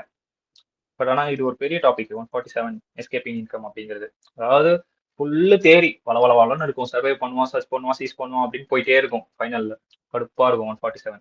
அதனால தான் அதை வந்து படத்தை வச்சு கம்பேர் பண்ணி படிச்சுட்டு இருந்தோம், எஸ்கேப்பிங் அசஸ்மெண்ட் அப்படின்ட்டு. பட் ஆனா அது ஏன் இங்க ரெக்வயர்னு எனக்கு தெரியல. ஓகே, இதை அப்படியே ஹோல்ட் பண்ணுங்க. இன் ஜென்ரல்ல வந்து டாக்ஸ் ஆடிட் வந்து அந்த 1 மாசத்துக்கு முன்னாடி பண்ணணும்னு கொடுத்துருந்தான் இல்லையா, அந்த 1 மாசத்துக்கு முன்னாடி அப்படிங்கிறது என்னன்னா, ஜென்ரலா இண்டிவிஜுவலுக்கு July, books of accounts audit பண்ணோம் அக்டோபர், அதுக்கப்புறம் இன்டர்நேஷனல் டாக்ஸஸ் நவம்பர் 30th அப்படின்னு நான் சொல்லியிருந்தேன் இல்லையா. ஸோ இப்போ புக்ஸ் ஆஃப் அக்கௌண்ட்ஸ் ஆடிட் பண்றாங்க அப்படின்னா அக்டோபர் 31st. 1 month பீரியட் அப்படின்னா அக்டோபருக்கு 1 month பீரியட் என்ன, செப்டம்பர் 30ல. அதுதான் இங்க கொடுத்துருக்கோம். செப்டம்பர் 30 அப்படின்றது இங்க கொடுத்துருக்கோம். சென்ட்ரல் டாக்ஸ் ஆடிட் ரிப்போர்ட் அப்படின்னு போட்டு இந்த 2 ஸ்டார் அது கொடுத்துருக்கோம். ஓகேவா. பீரியட் டு 1 month எதுக்கு அப்படின்னு அவன் சொல்ல வரான். அது ரெண்டுத்துல அது ஓகே, அது ரெலவென்ட் பாயிண்ட் தான் அந்த 2 ஸ்டாருக்கு. பட் மேல இருக்க அந்த 147 எங்க இருக்குன்னு எனக்கு தெரியல. மேபி பாத்தீங்க அப்படின்னா அதை பாத்துக்கோங்க. ஓகேவா. பட் எஸ்கேப்பிங் அசஸ்மெண்ட் இருக்குன்னா அப் டு 10 years நோட்டீஸ் கொடுத்துருவாங்க. வேற எதுவும் பண்ண முடியாது, கண்டுபிடிச்சிட்டாங்கன்னா. ஓகேவா. ஓகே, நெக்ஸ்ட் வேற என்ன பார்த்தோம். Tax point. The payment of receipt case may be check drawn or bank draft which is not account pay shall be deemed to be payment on receipt as the case may be in cash, which means account pay இல்லைன்னா அங்கேயே படிச்சோம் இல்லையா. Account பேயா போகாம நீங்க check கொண்டு போய் பேங்க்ல இருந்து வித்ட்ரா பண்றீங்க அப்படின்னா then that is also cash transaction only. அதுக்கப்புறம் நட்சல் கொடுத்துட்டான்ப்பா, டாக்ஸ் ஆடிட் எப்போ வரும்னு. டேர்ன் ஓவர் 10 கோடிக்கு மேல இருக்கா, definitely applicable. Turn over does not exceed 2 crore, 44 AD கீழே வரும், not applicable. Turn over does not exit 3 crores, அந்த கண்டிஷனை சாட்டிஸ்ஃபை பண்றோம், 5% கண்டிஷனை சாட்டிஸ்ஃபை பண்றோம், 44 AD கீழே, not applicable. Turn over does not exit 10 crore and opposite condition are satisfied. அதாவது opposite condition என்னது, 10 crore இங்க இந்த ஏபி. ஓகேவா. இந்த ரெண்டு சாட்டிஸ்ஃபை ஆகுது, தென் நாட் அப்ளிகபிள். அதுக்கப்புறம் turn over does not exit 10 crore but exit 1 crore and opposite condition satisfy ஆகல. அதாவது 10 crore தாண்டல, ஆனா 1 crore தாண்டி இருக்கு, மேல சொல்ல கண்டிஷன் சாட்டிஸ்ஃபை ஆகல, அண்ட் தென் 44 AD எடுக்கல. அப்ப என்ன ஆகும், applicable. More than 1 crore applicable ஆயிடும். ஓகேவா. This is nutshell. எந்தெந்த இடத்துல நட்ஷெல்னு கொடுத்துருக்கானோ அந்த நட்ஷெல் மட்டும் படிச்சுட்டு போயிருங்க போதும். ஆனா அதுக்கு முன்னாடி உங்களுக்கு கண்டிஷன்லாம் என்னன்னு தெரியணும். அந்த கண்டிஷன்லாம் தெரிஞ்சாதான் இந்த நட்ஷெல் படிக்கிறது உங்களுக்கு ஈஸியா இருக்கும். ஓவராலா இவ்வளவுதான் அப்ளிகபிளா நாட் அப்ளிகபிளா அப்படின்றது உங்களுக்கு ஈஸியா புரிஞ்சிடும் டாக்ஸ் ஆடிட் அப்படின்றது. ஓகேவா. அதுக்கப்புறம் வேற என்னென்ன இருக்கு. ஸோ இது நம்ம பார்த்தோம், பெனால்டி செக்ஷன் இது 5, 0.5, அதான் 0.5% எல்லாம் 1,50,000 நம்ம பார்த்தோம் இல்லையா, அது பெனால்டி செக்ஷனு. வேற என்ன பார்த்தோம், இது கீழே வந்திருந்தானுங்க அப்படின்னா கம்மியா காமிக்கிறாங்கன்னா புக்ஸ் ஆஃப் அக்கௌண்ட்ஸ் மெயில் பண்ணிருக்கோம் பார்த்தோம். ஏடிஐ கீழே வராங்க அப்படின்னாலும் புக்ஸ் ஆஃப் அக்கௌண்ட்ஸ் மெயில் பண்ணிருக்கான்னு பார்த்தோம். அதுக்கப்புறம் ஓஹோ, ஏடிஏ வந்து நான் என்னோட பழைய ப்ரொவிஷன்ல வந்து கிராஸ் ரெசிப்ட் வந்து 50 lakhs இருந்துச்சு, எக்ஸாம்ஷன் வந்து இப்போ கம்மியா இருக்கு.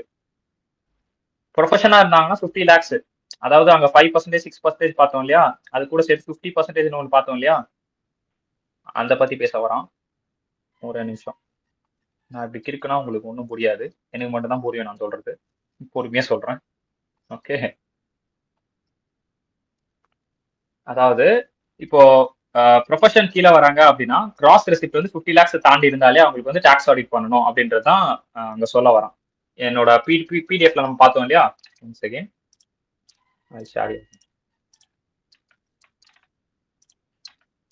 இந்த பிடிஎஃப் பாருங்க, பிடிஎஃப் தெரியுது இல்லையா. ஸோ இந்த பிடிஎஃப்ல பிசினஸா இருந்தா 1 கோடின்னு வச்சோம், ப்ரொஃபஷனா இருந்தா நம்ம என்னன்னு வச்சோம், ப்ரொஃபஷனா இருந்தா 50 lakhs வச்சோம் இல்லையா, அதுதான் உங்க புக்ல சொல்ல வரோம். அந்த 50 lakhs அப்படின்ட்டு அங்க அதை தான் சொல்ல வரோம். ஓகேவா. ஸோ அது அந்த 50 lakhs இப்போ உங்க புக்ல பார்க்கலாம்.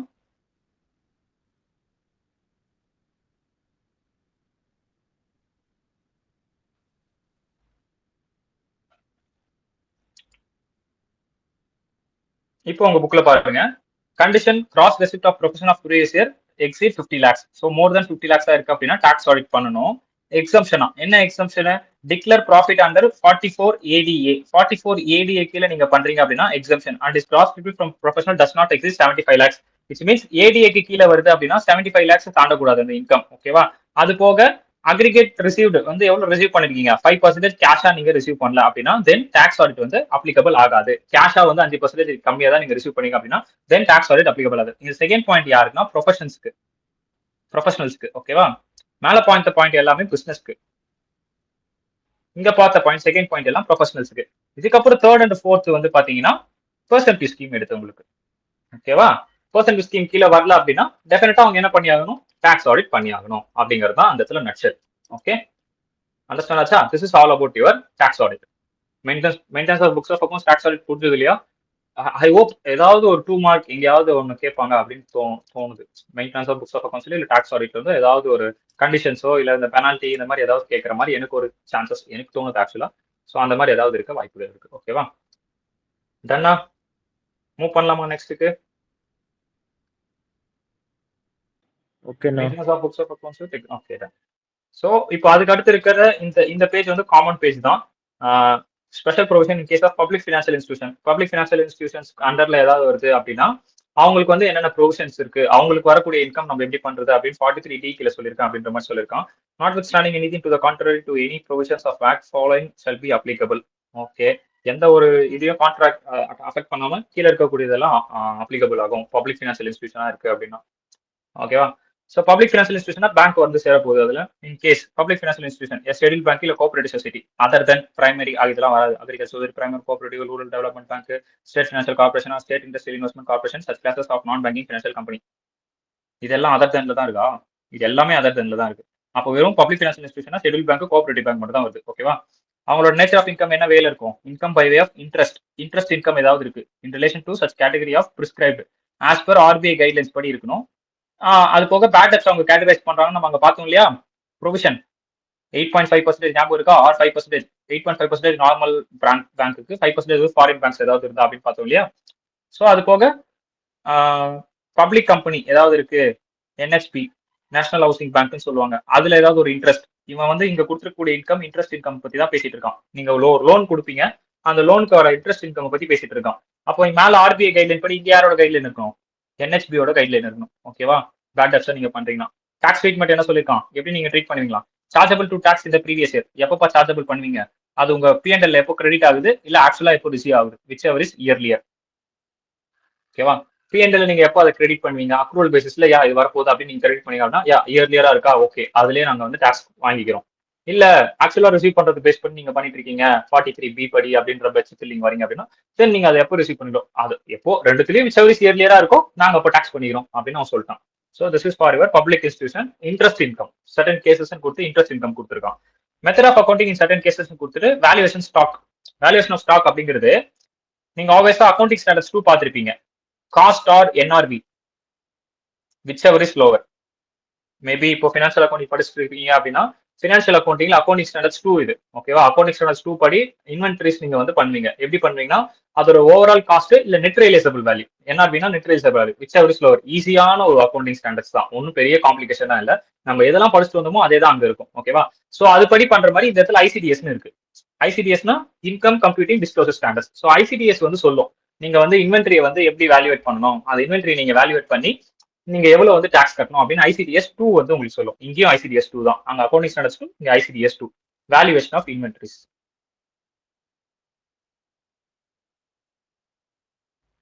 ஓகேவா? சோ எப்படின்னா வேல்யூவேஷன் ஆஃப் இன்வென்டரிஸ்னா இப்போ பர்ச்சேஸ் பண்றோம் அப்படின்னா ஆக்சுவல் காஸ்ட்ல இதெல்லாம் சேரும் நம்ம பார்த்தோம் இல்லையா? PGBPலேயே அங்க அவன் கூட்டின்னு வர காஸ்ட், அவன் அசம்பிள் பண்ற காஸ்ட், இது எல்லாமே ஆக்சுவல் காஸ்ட்ல சேரும் அப்படின்னு நம்ம பார்த்தோம் இல்லையா? அது எல்லாம் நம்மளுக்கு சொல்லி தந்தது யாருன்னா ICDS தான். ஆஸ் பர் ICDS படி தான் நம்ம வந்து அங்க அப்ளிகபிள் பண்ணோம். அந்த ஆக்சுவல் காஸ்டே ICDS படி தான் இருக்கு. ஆனா ICDS நான் தனியா படிக்கணுமான்னு கேட்டா அது கிடையாது. இப்ப நீங்க இப்போ படிச்சுட்டு இருக்கீங்க இல்லையா, இதெல்லாம் ஆஸ் பர் ICDS படி தான். கடைசியா ICDS சொல்லுவான் அதை எப்படி பண்ணணும், சின்னதா ஒரு சம்மரி மாதிரி கொடுத்துருப்போம் ICDSல, அவ்வளவுதானே தவிர இப்ப நீங்க படிக்கிறது எல்லாமே தான் ICDS ஆஸ் பர் ஸ்டாண்டர்ட் படி தான் நம்ம இப்போ போயிட்டு இருக்கோம். ஓகேவா? ஸ்டாண்டர்ட் அப்படிங்கிறது என்னன்னா ஒரு ஃபார்மேட்டா எல்லாருக்குமே வந்து புரியுற மாதிரி ஒரு லெஜிபிள் ஃபார்மேட்ல இருக்கிறது பேர் தான் ICDS. மற்றபடி இப்போ படிக்கிறது எல்லாம் காமன் தான். இப்போ உங்களுக்கு ஒரு தாட் வரும், உங்க தாட் படி நீங்க வந்து நான் எனக்கு ஒரு தாட் வந்துச்சு, நெட் ப்ராஃபிட் அட்மிசபிள் இன்அட்மிசபிள் இதை மைனஸ் பண்ணா பேலன்ஸ் இருக்குதா PGBP அப்படின்னு என்னோட தாட். கரெக்டா? ஆனா அவன் என்ன சொல்லுவான், நீ ஃபர்ஸ்ட் இதெல்லாம் ஆட் பண்ணு, அதுக்கப்புறம் அது கொண்டு வந்து எது எது எக்ஸம்ஷனோ அதை மட்டும் எக்ஸாக்டா மைனஸ் பண்ணினா உனக்கு ஒரு ஆன்சர் கிடைக்கும் அப்படின்னு அவன் ஒரு ஃபார்மேட் ஃபிக்ஸ் பண்ணிருப்பான். அப்படி ஃபிக்ஸ் பண்ணிட்டான் அப்படின்னா எல்லாருமே அதே பார்த்தாங்க அப்படின்னா எல்லாருக்குமே புரியும். இப்போ நீங்க ஒரு ஃபைல் ரெடி பண்றீங்க அப்படின்னா அது ஒரு தேர்ட் பர்சன் எடுத்து பார்த்தாலுமே இந்த ஃபைல் இப்படிதான் பண்ணிருப்பாங்கன்னு அவனுக்கு புரியும். என்ன காரணம், ஒரே மாதிரியான ஸ்டாண்டர்ட்ஸ் ஃபாலோ பண்றீங்க. அதனால தான் இந்த இடத்துல எல்லா ஸ்டாண்டர்ட்ஸ்லயும் ஒரு பாயிண்ட் ஒன்று கொடுத்துருப்பாங்க. காஸ்ட் அக்கௌண்டிங்ல படிச்சிருப்பீங்க, uniform and consistency something, uniformity and consistency something ஏதோ ஒன்று கொடுத்துருப்போம். அந்த பாயிண்ட் யூனிஃபார்மா இருக்கும் அக்கௌண்டிங் ஸ்டாண்டர்ட்ஸோட டெஃபினிஷன்ஸ்ல வந்து பாத்தீங்கன்னா இது மேஜரா இருக்கும். ஓகேவா? ஸோ அது பேர் தான் ஸ்டாண்டர்ட்ஸ். ஸோ இந்த பாயிண்ட்ல எல்லா இடத்துலயும் ஆஸ் பர் ஐசிடிஎஸ் படி பண்ணோம், ஆஸ் பர் ஐசிடிஎஸ் படி பண்ணோம், ஆஸ் பர் ஐசிடிஎஸ் படி, ஆஸ் பர் ஐசிடிஎஸ் படி பண்ணோம். ஜஸ்ட் ஒரு news paper read, that's enough. ஓகேவா? அதுக்கப்புறம் நீங்க இன்ட்ரெஸ்ட் ரிசீவ் பண்ணீங்கன்னா கம்பல்சரி அக்விசிஷன்ல எந்த ப்ரீவியஸ் இயர்ல ரிசீவ் பண்ணீங்களோ அதே ப்ரீவியஸ் இயர்ல டாக்ஸபிள் ஆயிடும். நீங்க எக்ஸ்போர்ட் இன்சென்டிவ்ஸ் எதனா ரிசீவ் பண்ணிருக்கீங்க அப்படின்னா shall be deem to be income of the previous year reasonably certain of realisation of is achieved. எப்போ நீங்க அதை வாங்குனீங்களோ அப்பயே அது டாக்ஸபிள் ஆயிடும். சப்சிடி ஏதாவது ரிசீவ் பண்ணிருக்கீங்கனாலும் அப்பவுமே அதே ப்ரீவியஸ் இயர்ல அது டாக்ஸபிள் ஆயிடும். இன்கேஸ் இயர்லியர் ப்ரீவியஸ் இயர்ல அது நீங்க டாக்ஸபிள் பண்ணிருந்தீங்க, இன்கமா காமிச்சிருந்தீங்க அப்படின்னா வரக்கூடிய அசஸ்மெண்ட் இயர்ல நீங்க அதை காட்ட வேண்டாம். இதுவும் ஜஸ்ட் ஒரு news paper read, that's enough. ஓகேவா? ரொம்ப காம்ப்ளிகேட்டட்லாம் கிடையாது. ஓகே, ஜஸ்ட் ஒரு கோ த்ரூ பண்ணுங்க போதும். ஓகேவா? வேற எது இருக்கு? 44AA 44AB சொல்லுங்க பாலா. இல்ல ஓகே சார், நான் படிக்கிறதுக்கு. Okay okay. ரொம்ப ரொம்ப போட்டு மனப்பாடம்லாம் பண்ணாதீங்க. இந்த இங்க இருக்கிறதெல்லாம் இது ஜஸ்ட் ஒரு கோ த்ரூ பண்ணுங்க. ரொம்ப இம்பார்ட்டன்ட்லாம் இல்ல. அதுக்கப்புறம் இருக்கிறதுல தான் இம்பார்ட்டன்ட். ஓகேவா? அதுக்கப்புறம் ஏடி பார்த்தோம், ஒரு 2 சம் பார்த்தோம். ஸோ நவ் இப்போ பெர்சன்டேஜ் ஸ்கீம் பார்த்தீங்கன்னா உங்களுக்கு எல்லாமே அசால்ட்டா இருக்கும். இவ்வளவு பார்த்துட்டு வந்து நம்ம அடுத்த பெர்சன்டேஜ் ஸ்கீம் போறோம் அப்படின்னா ஈஸியா இருக்கும். பட் நீங்க வந்து எப்படின்னா செப்பரேட்டா எழுதி வச்சுக்கணும். எழுதுறது எப்படின்னா இந்த பெர்சன்டேஜ் ஸ்கீம் இந்த செக்ஷன் இதுக்கு கீழே இது இது இந்த கண்டிஷன் குட்டியா நான் ஒரு இப்போ பிடிஎஃப் ஒன்று நான் ப்ரெசென்ட் பண்ணிக்கலாம், அதை நான் ஷேர் பண்றேன். அந்த பிடிஎஃபே உங்களால இன்னும் எவ்வளவு குட்டியா மாடிஃபை பண்ணி எழுத முடியுமோ எழுதிக்கங்க. அமெண்ட்மெண்ட் ஆயிருக்கிறது மட்டும் அடிஷனலா எழுதிக்கங்க. இப்போ அங்க 5 கோடின்னு இருந்துச்சு, இப்போ அமெண்ட்மெண்ட் ஆகி 10 கோடி மாறி இருக்கு. இந்த மாதிரி சின்ன சின்ன சேஞ்சஸ் மட்டும் தான் இருக்கும். அது மட்டும் நீங்க கொஞ்சம் மாத்திக்கிற மாதிரி இருக்கும். ஓகேவா? மற்றபடி எல்லாமே அப்படியே காமனா தான் இருக்கும். ஓகே, அதாவது ஒரு பெர்சன்டேஜ் ஸ்கீம்னா இந்த பெர்சன்டேஜ் ஸ்கீமா 44AD இது ஒரு பெர்சன்டேஜ் ஸ்கீம். இதுக்கு கீழே 2 கோடி தாண்டி இருக்க கூடாது, 3 கோடி தாண்டக்கூடாதுன்னா ஒரு சில கண்டிஷன்ஸ் இருக்கு. ஓகே, 5 வருஷத்துக்குள்ள அந்த பெர்சன்டேஜ் விட்டு வெளியே போயிட்டான் அப்படின்னா தென் அவன் புக்ஸ் ஆஃப் அக்கௌண்ட்ஸ் மெயின்டைன் பண்ணணும், டாக்ஸ் ஆடிட் பண்ணிருக்கணும். அவ்வளவுதான், இவ்வளவுதான் ஏடி, முடிஞ்சு போச்சு. அந்த மாதிரி வந்து எழுதி வச்சுக்கிட்டீங்கன்னா ஈஸியா இருக்கும். அந்த பிடிஎஃப் பார்த்து இன்னமும் அதை எப்படி குட்டீஸ் பண்ணலாம் அப்படின்னு பாருங்க. ஓகேவா? Done. Now computation of professional income. இப்போ ப்ரொஃபஷனல் இன்கம்க்கு பெர்சன்டேஜ் ஸ்கீம். அண்ணா பிரேக்ஃபாஸ்ட் மட்டும் சாப்பிட்டு வந்துடலாமாண்ணா? சரி ஓகே, நான் 10 மணி வரைக்கும் சொன்னதுனால அப்படியே முடிச்சிடலாம்னு நினைச்சேன். சரி ஓகே, எத்தனை மணிக்கு அகைன் மீட் பண்ணலாம்? ஒரு 9ண்ணா, half an hour. Okay done, 9 o'clock. Okay done, 9 o'clock meet பண்ணுவோம். ஓகேண்ணா, தேங்க்யூண்ணா. Okay Bala ton.